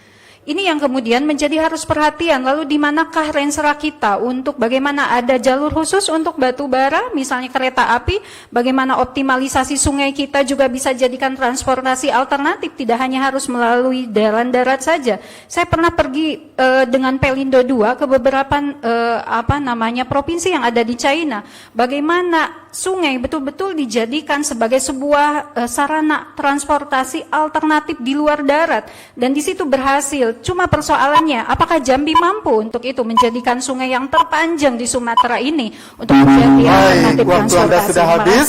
Sekarang saya akan menuju masih di calon wakil gubernur nomor urut 1. Silakan memberikan pertanyaan. Oke. Saya akan kembalikan ke calon wakil gubernur nomor urut 2. Silakan menyanggah sanggahan. Silakan Bapak. Waktunya 1 menit mulai dari sekarang. Ya. Saya tidak menyanggah, barangkali saya setuju itu bahwa angkutan tadi jalan kita itu harus dikembangkan terutama untuk batu bara. Kalau kita lihat sekarang itu sudah menimbulkan kemacetan yang luar biasa. Jadi harus dipikirkan untuk barangkali ada jalan batu bara yang khusus sama tadi dengan Ibu Ratu. Ya, barangkali melalui menggunakan kereta api, juga barangkali membuat jalan khusus, lintas khusus untuk batu bara gitu, atau tadi menggunakan sungai. Nah, meskipun kita pahami untuk membangun itu biayanya cukup tinggi. Nah, barangkali sinkronisasi disitulah. Kita berharap kalau kita membuat sinkronisasi bisa membuat program itu mencantolkan ke program pusat. Nah, barangkali itu bisa kita tarik anggaran APBN pusat itu untuk mengembangkan di wilayah kita. Nah, tentu itu harus diperjuangkan oleh nanti siapapun yang menjadi gubernur, wakil gubernur harus memperjuangkan itu ya, supaya mensinkronkan antara program pusat di bidang infrastruktur sehingga kita bisa menarik apa yang menjadi pusat-pusat. Baik, waktu Anda sudah habis. Saya akan menuju ke calon wakil gubernur nomor urut 1 memberikan pertanyaan kepada calon wakil gubernur nomor urut 3. Waktu bertanya 1 menit. Silakan. Baik, terima kasih moderator Bapak Abdullah Sani yang saya hormati, Pak Kiai. Tema kita ada peningkatan kualitas sumber daya manusia, kemudian sinkronisasi pembangunan pusat dengan daerah. Saya sangat yakin bahwa sumber daya manusia yang baik itu harus tahu dengan kultur dan budayanya. Yang ingin saya tanyakan kepada Bapak, karena saya tahu bahwa kualitas Bapak sebagai seorang dosen sangat luar biasa. Apa yang Bapak ketahui tentang aksara tulisan kuno yang ada di Kerinci atau kita sebut dengan Incong Kincai, aksara yang ternyata mempunyai makna yang sangat luar biasa, bahkan saya baca itu merupakan salah satu aksara tertua yang ada di Indonesia. Apa yang Bapak ketahui di situ dan langkah-langkah apa menurut Bapak bagaimana itu bisa sinergi dengan peningkatan kualitas SDM yang ada di Provinsi Jambi? Terima kasih. Terima kasih. Baik Bapak, sebentar. Ya, kita akan silakan Bapak calon wakil gubernur nomor urut 3 memberikan jawaban. Waktu jawaban 2 menit. Waktu jawaban 2 menit dimulai saat Bapak berbicara. Terima kasih, saya tidak tergantung apa yang dikerinci, tapi secara umum ada hal-hal yang itu kan mengandung sejarah, mengandung falsafah. Nah inilah yang perlu diberikan pemahaman kepada anak-anak kita ini. Saya ingin katakan bahwa dari awal tadi kan persoalan budaya, ada segalanya, kan banyak tidak nyambung lagi. Nah saya katakan bahwa namanya kualitas sumber daya manusia itu yang pertama harus kita tanamkan bagaimana dia punya kecerdasan intelektualnya, emosionalnya, spiritualnya, bahkan sosialnya yang menyangkut unsur-unsur kesejarahan. Saya kira itu. Tanpa kecerdasan intelektualnya bagaimana akan berkembang. Oh dia pintar, cerdas, tapi bagaimana tanpa tanda ada kesadaran emosional, bagaimana dia, keikhlasannya, ketulusannya, keuletannya, ketabahannya. Tapi tanpa kecerdasan spiritualnya, apa yang akan terjadi? Dia hanya urus mikir kehidupan ini, tidak memikirkan bagaimana bertanggung jawab kepada siapa dan siapa. Apalagi tanpa kecerdasan sosialnya, bagaimana dia kebab hubungan secara agama, secara apapun, hablum minallah tetap terjaga. Bagaimana boleh nol dengan kecerdasan emosionalnya, dengan spiritualnya, dengan sosial, bagaimana hablunnas dengan sosialnya. Nah, saya ingin katakan bahwa semua itu memang kita tidak hanya dikerinci dimanapun, apalagi peninggalan kolonial itu mengandung sejarah dan falsafah yang sebenarnya mengikat kepada diri kita untuk bagaimana kita memikirkan bagaimana generasi sumber daya manusia ini bisa berkualitas sebagaimana yang diharapkan. Tapi ini adalah tentunya setelah dikaji, dipelajari, ada sebuah kebijakan dari seorang gubernur bagaimana langkah-langkahnya yang terencana, terprogram, hanya bukan saja dengan ceramah-ceramah saja, terpola dengan apa, bagaimana biayanya, bagaimana pelaksananya, bagaimana segala macam ini terpola terprogram. Saya kira itu gambaran secara umum. Baik, saya akan menyilakan calon wakil gubernur nomor urut 1 memberikan sanggahan. Waktu Anda 1 menit dimulai pada saat Anda berbicara. Terima kasih Bapak. Kenapa kemudian saya tajamkan kepada tulisan kerinci? Kerinci sungguh sangat luar biasa. Ada perkebunan kayu aroh nomor 2 tertinggi di dunia. Ada gunung tertinggi di Sumatera, 3.880 mdpl. Ada danau Gunung 7, danau nomor 2 tertinggi di Asia Tenggara, dan masih banyak yang lainnya. 2006 saya kemudian membawa tulisan Incong Kincai ke ajang nasional dan berhasil menempati nomor 1 di Indonesia untuk perhiasannya. Dan 2012 saya bawa tulisan Incong Kincai ke arena UNESCO Award dan dapat penghargaan di ajang dunia tersebut. Saya persembahkan untuk Kerinci, saya persembahkan untuk Sungai Penuh, saya persembahkan untuk Jambi, saya persembahkan untuk Indonesia. Dan kenapa kemudian saya sangat bangga dengan Kerinci saya, dengan Sungai Penuh saya, karena terbukti menjadi nomor 1 di dunia, terbukti menjadi nomor 1 di Indonesia. Dan ini ingin saya wariskan kepada para generasi muda. Ayo kita bangga dengan budaya kita sendiri, jangan hanya bangga dengan Korea Selatan. Waktu sudah habis, saya silakan calon wakil gubernur nomor urut 3 menyanggah sanggahan. Setuju. Waktu 1 menit. Terima kasih, setuju sekali Bu. Itu kita kembangkan, kita ini kan, sehingga kapan suatu saat nanti program dari Pak Al-Haris Aulasani adalah setiap kabupaten kota seprovinsi Jaya 11 itu kita berikan, kita dorong, kita fasilitasi di bandara kita bantu Anda untuk membuat momen-momen tertentu sekali setahun yang gunanya adalah di samping untuk memberikan budaya-budaya yang ada, falsafah-falsafah yang ada, tapi juga akan berkembang kepada masalah wisatawan termasuk ekonomi-ekonomi karena terkait itu. Jadi ada momen tertentu setiap kabupaten kota nanti, apalagi kalau dikaitkan dengan HUT mereka di kabupaten masing-masing. Ada momen yang bisa nasional, bahkan internasional. Di sana akan kita tampilkan budaya seperti apa, tidak hanya di Kerinci, dan itu akan menyangkut dengan wisata yang datang, dan akan menumbuhkan ekonomi kreatif, dan sekaligus menginvestasi kepada pemula untuk bagaimana mengembangkan ekonomi kreatif, tapi juga tidak hanya ngomong. Kita Baik, terima kasih. Waktu Anda sudah habis. Dan sekarang saya akan menuju calon wakil gubernur nomor urut 2, memberikan pertanyaan ke calon wakil gubernur nomor urut 1, bertanya 1 menit, dan nanti calon wakil gubernur nomor urut 1 menjawab waktu 2 menit. Waktu Anda bertanya dimulai dari sekarang, waktu 1 menit. Ya, baik. Terima kasih, Bu. Kita pahami sekarang itu tingkat pendidikan kita itu baru 8,5 tahun. Itu berarti berada pada SMP kelas 2. Sementara rata-rata nasional itu 12 tahun sudah SMA. Di sisi lain kita membutuhkan sumber daya manusia untuk mengelola kekayaan yang kita miliki itu. Nah, ini berarti kita harus membuat loncatan. Barangkali kalau nanti Ibu terpilih menjadi gubernur dan wakil gubernur, apa Amin, pemikiran Pak. Ibu? Amin, Pak. Amin, ya. Apa pemikiran Ibu untuk mendapatkan sumber daya yang memadai, yang akan dihadapkan kepada sumber daya kaya yang kita miliki itu, yang begitu hebatnya itu. Kalau kita tidak membuat loncatan itu, maka kita akan tertinggal. Kita tidak mampu mengelola sumber daya ini dengan sumber daya yang rendah. Ya, sumber daya alam yang kita punya yang begitu hebat itu, jika kita memiliki sumber dayanya rendah, kita tidak mampu menarik itu untuk kesejahteraan. Baik, waktu selesai dan saya silakan nomor urut 1 memberikan jawaban 2 menit dimulai saat berbicara. Terima kasih Bapak Sapril. Kebetulan saya dulu ketika kuliah, saya kuliah untuk menjadi seorang guru, Pak. Ayah saya juga seorang guru. Jadi kunci pendidikan yang berhasil bagi saya adalah kualitas seorang guru. Bicara tentang infrastruktur, kita akan melihat apa yang infrastruktur pendidikan yang ada di Sumatera dengan di Jawa sama saja. Ukuran kelasnya sama, internetnya harus sama, infrastruktur yang lainnya juga harus sama. Kuncinya bagaimana seorang guru betul-betul bisa menstimulan, bisa kemudian menyemangati siswanya. Ingat kejadian apa yang terjadi di Jepang ketika terjadi bom Hiroshima.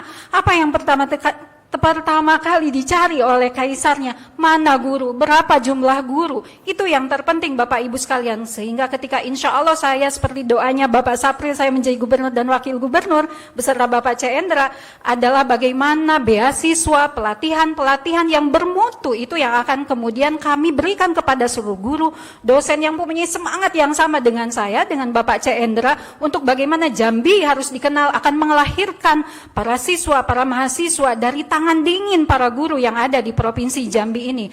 Sumber-sumber pendanaan untuk pelatihan akan betul-betul secara serius saya awasi, tidak boleh ada 1 sen pun untuk kepentingan orang-orang yang punya kepentingan yang tidak baik. Tidak boleh ada 1 sen pun kemudian kepentingannya ada untuk kepentingan politis. Mutlak ini diperlukan untuk bagaimana Jambi menjadi sebuah provinsi yang sekali lagi harus terhormat. Terhormat dalam bagaimana para gurunya menempatkan kehormatan yang paling penting, yaitu bagaimana menjadikan anak muridnya adalah yang nomor 1, yang nomor wahid di antara lain-lainnya yang ada di provinsi yang ada di Indonesia ini. Terima kasih. Cukup? Baik, saya akan langsung menuju nomor urut 2. Silakan menyanggah nomor urut 1, waktu 1 menit saat Anda berbicara. Maksud saya tadi, Ibu apakah berani menetapkan target? Saya kalau nanti memimpin Jambi bersama-sama dengan Pak Parori, saya akan menetapkan standar minimal pendidikan Jambi ini adalah S1 untuk 7 tahun sampai 10 tahun ke depan. Itu meloncati rata-rata nasional sekarang ini. Kenapa kita lakukan begitu? Karena kita ingin mengelola sumber daya kita yang luar biasa ini. Saya barangkali juga nanti akan menghitung rasio berapa S3-nya yang dibutuhkan untuk mengelola ini, berapa S2-nya, berapa S1-nya. Di samping dalam jangka pendek nanti kita harus mengembangkan itu vokasi, pelatihan-pelatihan. Ya. Tetapi dalam jangka panjang harus kita pikirkan, jika tidak kita akan ketinggalan nanti. Kita lihat sekarang misalnya di Jakarta itu orang sudah bicara S3, S2 itu sudah biasa-biasa, S1 di Jakarta itu seperti orang tamat SMA. Ini kalau kita tidak pikirkan, kita akan undergrade nanti. Nah, tapi kita ingin tadi meloncati, meskipun itu mahal, tapi kita harus berpikir. Baik, waktu Anda sudah habis, saya menuju ke nomor urut 1. Silakan menyanggah sanggahan, waktu 1 menit, mulai dari Anda berbicara. Terima kasih Bapak Sapril.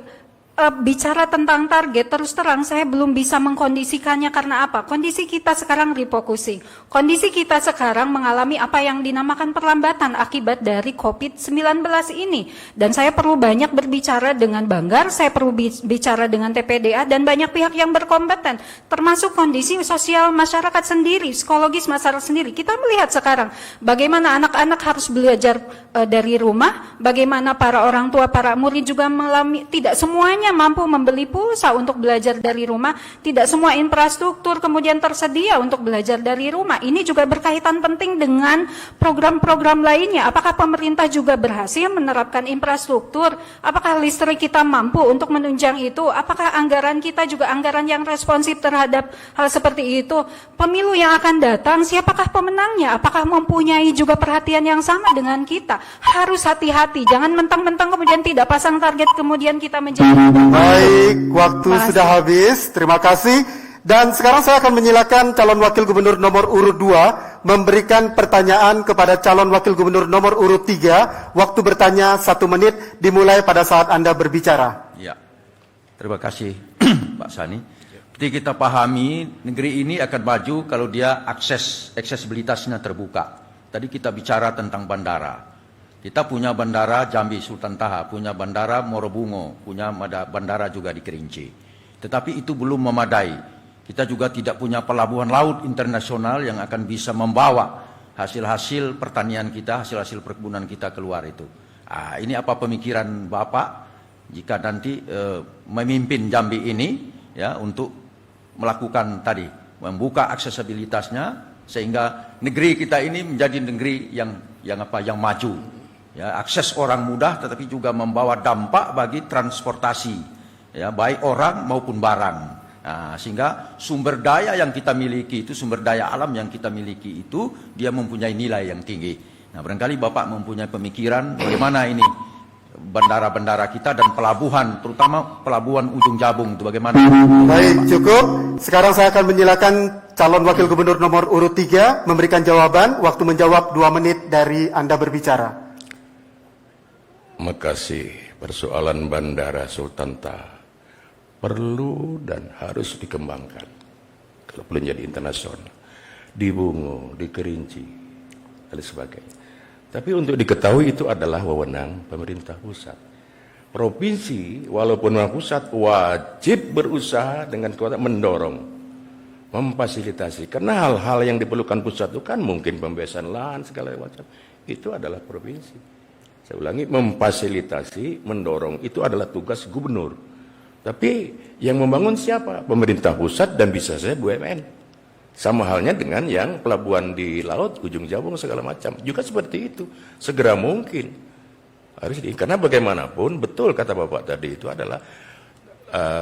adalah sebagai alat untuk bagaimana transportasi yang bukan saja orang per orang pribadi, tapi urusan ekonomi, urusan sosial, apapun lewat situ. Saya kira itu.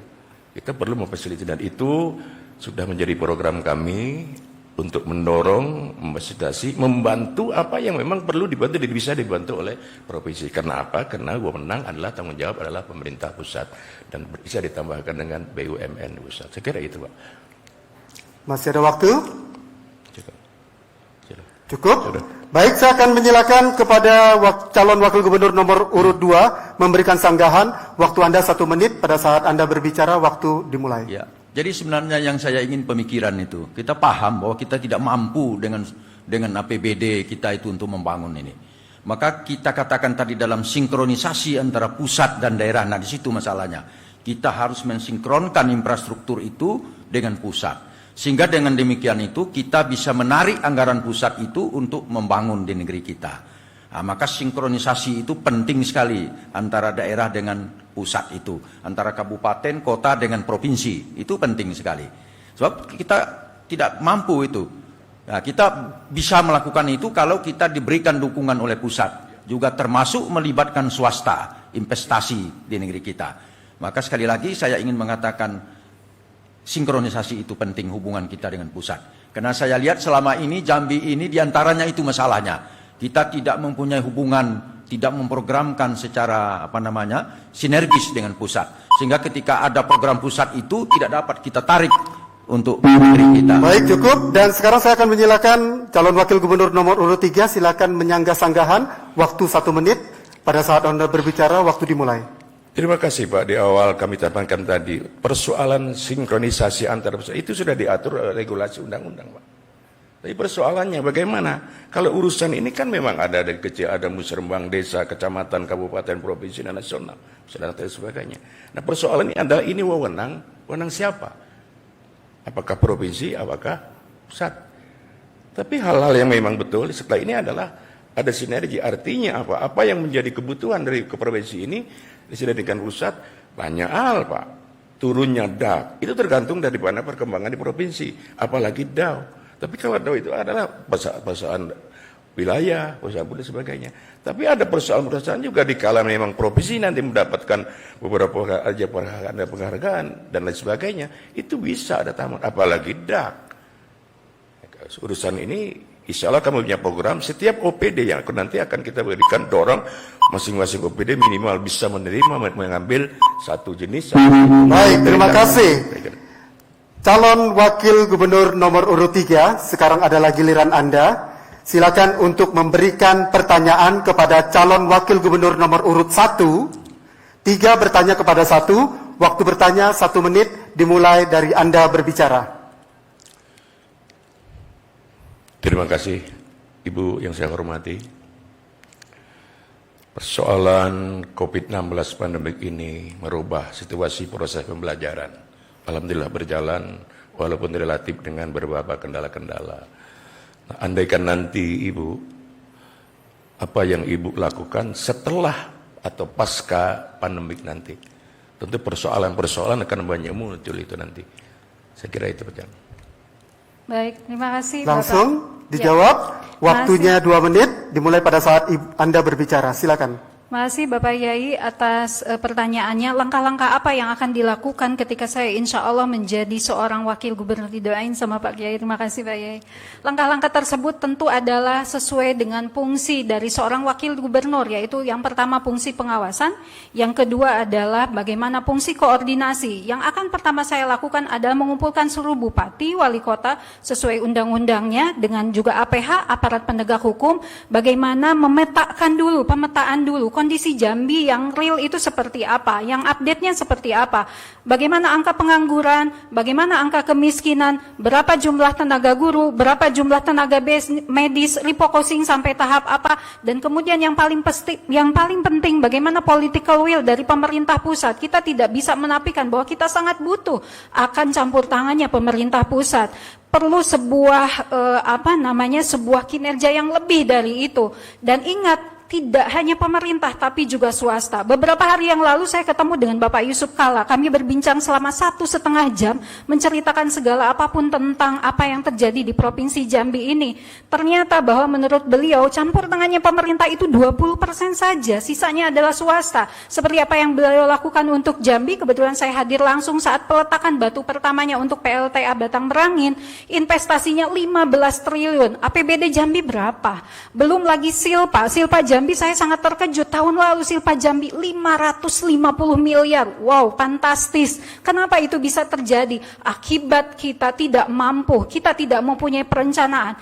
Perencanaan itu sangat matang. Mungkin akan dipikir, loh kok Bu Ratu lambat? No, itu bukan lambat. Itu adalah sebuah proses pemetaan yang wajib, aku yakin harus dilaksanakan di tahap awal agar bagaimana proses ke depannya menjadi betul-betul bisa kita pertanggungjawabkan ke hadapan seluruh masyarakat Provinsi Jambi dengan adanya kasus pandemi atau COVID-19 ini.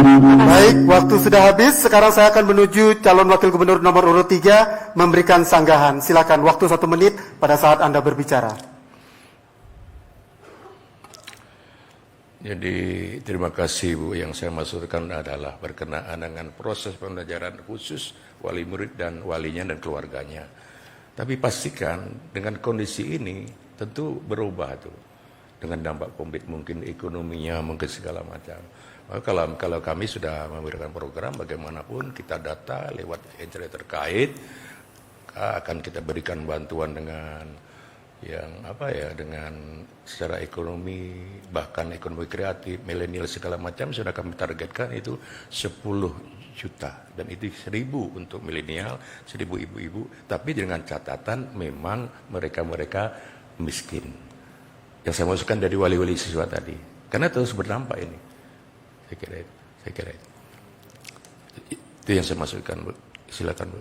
Baik, cukup. Saya akan menuju ke urut 1, silakan menyangga sanggahan, waktu 1 menit, silakan. Makasih Bapak Yai, saya pikir Bapak tidak menyimak apa yang tadi telah saya sampaikan, bahwa langkah pertama yang harus dilakukan itu mapping Pak. Update, seperti apa yang Bapak lakukan itulah yang akan kami lakukan. Kami akan mapping, pemetaan, day to day, akan kami kemudian tilik seperti apa sih kondisi yang terjadi, refocusing, kemudian persoalan-persoalan lainnya. Hati-hati dengan bantuan-bantuan yang Bapak sampaikan tadi. Bantuan itu kemudian harus ada syarat Pak. Kalau bantuannya hanya ngasih-ngasih gitu aja, saya khawatir akan terjadi kebocoran. Kebocoran APBN, APBD itu yang pernah saya tahu itu mencapai angka 20%, fantastis. Saya tidak akan lakukan itu. Bantuan yang akan dilakukan adalah bantuan bersyarat. Misalnya, bantuan itu untuk anak sekolah, bantuan itu untuk orang yang sakit, bantuan itu jelas untuk para kemudian yang membutuhkannya seperti mohon maaf yang kemudian mengalami pemutusan hubungan kerja dan lain sebagainya. Sehingga dengan pemetaan yang komprehensif seperti itu akan mampu menghasilkan kebijakan. Baik, waktunya sudah habis. Terima kasih. Dan sekarang saya akan menyilakan calon wakil gubernur nomor urut 3 memberikan pertanyaan kepada calon wakil gubernur nomor urut 2. Waktu 1 menit dimulai dari Anda berbicara. Terima kasih. Kok kayak berdebat ini? Saya mohon maaf kali tadi. Tapi ingin saya katakan adalah kami tidak ragu dengan bagaimana. Mohon Bapak silakan memberikan pertanyaan. Memberikan pertanyaan. Sudah selesai. Dan Bapak silakan memberikan pertanyaan ke calon wakil gubernur nomor urut 2. Waktu 1 menit pada saat Bapak berbicara.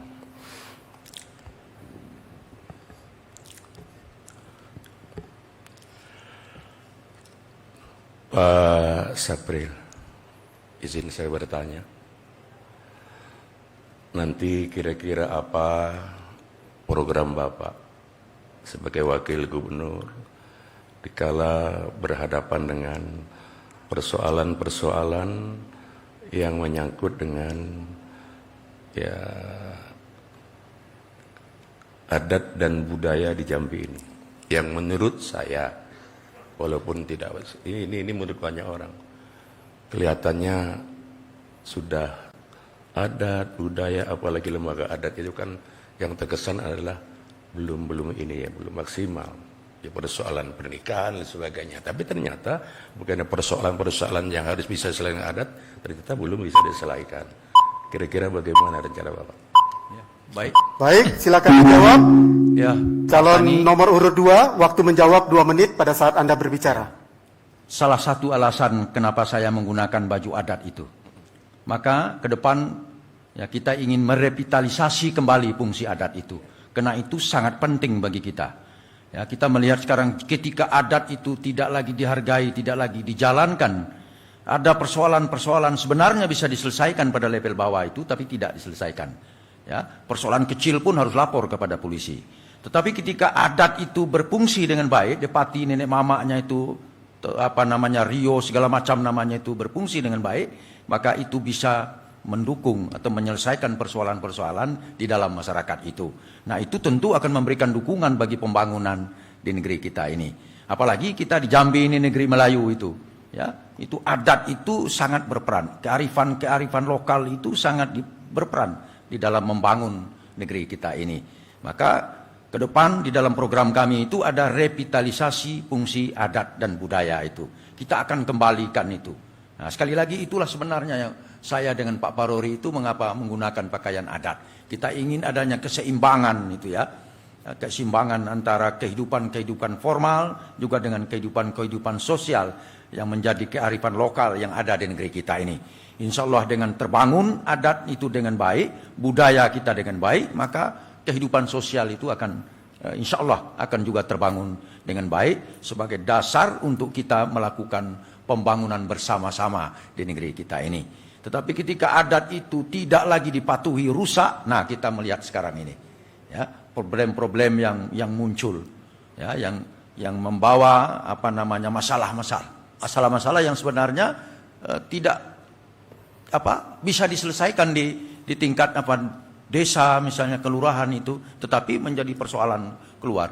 Baru saja di Kerinci itu terjadi ribut antara masyarakat itu akibat tadi tidak berjalan fungsi adat. Baik, waktu Anda sudah habis. Sekarang saya akan menyilakan calon wakil gubernur nomor urut 3 memberikan sanggahan waktu 1 menit saat Anda berbicara. Ya, terima kasih. Adat pesan di syarak, syarak pesan di kitabullah, syarak mengatur, adat memakai. Al-adatu muhakkam. Bisa dukung. Saya setuju Pak, tapi persoalannya konkretnya seperti apa?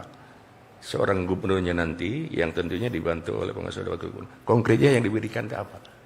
Kalau saya tadi saya katakan di awal tadi saya sampaikan adalah bagaimana kita meningkatkan bagaimana yang sudah ada. Ada kurikulum mulai terlokal mulai SD SMP kita berikan pemahaman itu. Dengan formal, non formal, informal. Tapi juga kita berikan insentif yang wajar, yang normal, yang ini dengan pengurus-pengurus lembaga adat yang ada di provinsi, kota, bahkan sampai kelurahan-kelurahan. Tanpa itu tidak ini. Artinya secara materi, secara apa kita bantu. Dan itu kan perlu penganggaran. Dan kita tidak usah ragu, itu untuk masyarakat kok. Saya kira. Gimana Bapak? Cukup. Dan sekarang saya akan menyilakan calon wakil gubernur nomor urut 2 menyanggah sanggahan. Waktu Anda 1 menit, dimulai saat Anda berbicara. Ya, saya sependapat tadi. Maka di dalam visi dan misi kita itu ada revitalisasi fungsi adat. Tentu itu nanti akan diikuti dengan pembiayaannya, pengembangan infrastrukturnya, dan lain-lain sebagainya. Jadi tentu tidak dibiarkan begitu saja. Faktanya sekarang kan begitu nih, dibiarkan begitu saja. Ya, bagaimana dia bisa berfungsi dengan baik? Tentu pemerintah nanti harus campur tangan di dalam bagaimana adat budaya itu bisa berjalan dengan baik di negeri kita ini. Nah, ini selama ini mungkin ketinggalan kita memberikan perhatian. Padahal kontribusinya apabila dia berjalan dengan baik, itu akan sangat baik bagi kehidupan sosial di negeri kita ini. Insya Allah Pak Sani, karena sudah dimasukkan ke dalam visi dan misi, nah itu saya kira akan ada pembiayaan penganggaran atau barangkali insentif untuk mendukung pengembangan budaya kita itu, kearifan lokal kita, adat budaya kita itu. Ya, terima kasih. Baik, terima kasih. Cukup. Dan pemirsa, kita sudah selesai di calon wakil gubernur nomor urut 1 memberikan pernyataan penutup. Waktu Anda 2 menit, dimulai saat Anda berbicara. Terima kasih moderator, Bapak Ibu yang saya hormati, yang hadir di forum yang mulia ini, seluruh masyarakat Provinsi Jambi yang saya sayangi, saya hormati, saya Ratu Munawaroh, hamba Allah yang doib, yang lemah, hamba Allah yang al-fakir, memohon kepada Bapak Ibu sekalian, memohon doa restunya agar saya, Ratu Munawaroh, calon wakil gubernur Anda, dan Bapak C. Endra, calon gubernur, Bapak Ibu semua yang ada di Provinsi Jambi, izinkan kami melangkahkan kaki untuk menuju apa yang dinamakan Jambi Cerah 2024. Izinkan kami membawa Jambi menjadi sebuah provinsi yang terhormat, karena Jambi layak untuk dihormati. Layak dihormati karena apa? Kinerja pembangunannya, kecerdasan intelektual, spiritualitasnya, dan tentunya yang mengarah bermuara semuanya itu adalah kepada kesejahteraan masyarakatnya. Masyarakat yang seperti apa? Masyarakat yang berdikari. Saya ingin sampaikan bahwa Jambi senantiasa di hati, tak lekang oleh waktu, CR Ratu nomor 1, hanya 1, dan selalu 1. Wallahul muwafiq illa aqwamit thoriq. Mohon maaf zahir batin. Wassalamualaikum warahmatullahi wabarakatuh. Masih ada waktu cukup? Cukup. Baik, saya sekarang akan menuju ke calon wakil gubernur nomor urut 2 untuk memberikan pernyataan penutup. Waktu Anda 2 menit dimulai pada saat Anda berbicara. Seluruh masyarakat Jambi dari ujung Jabung, Ombak Berdebur hingga Kerinci, Telun Berasap. Bapak Pahrori bersama saya berkomitmen memberikan yang terbaik bagi kemajuan dan kesejahteraan masyarakat Jambi. Kami sadar bahwa pembangunan sumber daya manusia dan sinkronisasi program pembangunan pusat dan daerah adalah kunci utama bagi keberhasilan membangun Jambi. Jambi harus dibangun oleh rakyat Jambi sendiri. Maka rakyat harus menjadi pilar utama dalam membangun Jambi. Kebermanfaatan pembangunan juga harus dirasakan sebesar-besarnya untuk rakyat Jambi. Jambi adalah negeri yang kaya sumber daya alam. Hampir seluruh sektor penting sumber daya alam ada di Jambi. Kedepan, kami akan memastikan bahwa kekayaan negeri Jambi benar-benar dinikmati oleh seluruh rakyat Jambi. Rakyat Jambi tidak boleh mati di lumbung padi, tidak boleh lapar, tidak boleh buta huruf, tidak boleh putus sekolah, tidak boleh tidak mendapatkan pelayanan kesehatan dengan baik. Rakyat Jambi harus menjadi pelaku utama dan yang akan menerima manfaat dari pembangunan itu sendiri. Insya Allah, apabila Fahrori Safril dipercayakan memimpin negeri ini, maka rakyat akan mendapatkan kesejahteraan dan keberkahan dari Allah Subhanahu wa Ta'ala. Bukan cincin sembarang cincin, cincin betuah dari Jambi. Bukan pemimpin asal pemimpin, pemimpin berkah untuk Jambi. Jangan lupa tanggal 9 Desember, coblos nomor 2. Lanjutkan. Selesai. Cukup. Baik, terima kasih. Dan sekarang saya akan menyilakan calon wakil gubernur nomor urut 3 untuk memberikan pernyataan penutup. Waktu 2 menit dimulai pada saat Anda berbicara. Silakan. Kami Al-Haris Abdullah Sani meyakini bahwa apa yang diharapkan, diinginkan oleh masyarakat Provinsi Jambi ini adalah baldatun thayyibatun wa rabbun ghafir. Sisi lain, yang hidup dalam alam yang luas, yang negerinya aman. Rumputnya muda, kerbanya gemuk. Airnya ening, ikannya jinak.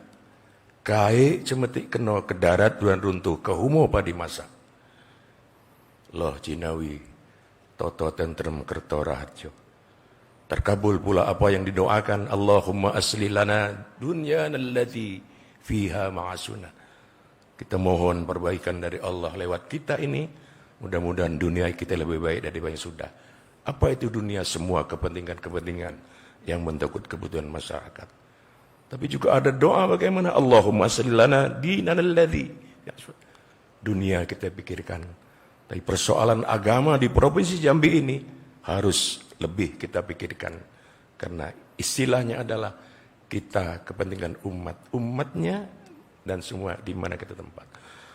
Kami sudah melakukan program rencana visi misi dan kami insya Allah akan laksanakan dengan sesungguh hati, tidak setengah hati, tapi juga hati-hati, insya Allah. Dan itulah yang dapat kami sampaikan. Kami juga tentunya semua berharap mudah-mudahan kita diridhoi oleh Allah Subhanahu wa Ta'ala, tapi juga kami mengharapkan setelah melihat, merenungi, menganalisa bahwa ternyata pasangan Haris Abdullah Sani dengan nomor urut 3 layak juga untuk dipertimbangkan dari 3 pasangan ini. Semuanya tergantung kepada kita semuanya. Jangan lupa mantap nomor urut 3. Pilih pasangan Al-Haris Abdullah Sani. Baik, terima kasih. Terima kasih untuk calon wakil gubernur nomor urut 1, calon wakil gubernur nomor urut 2.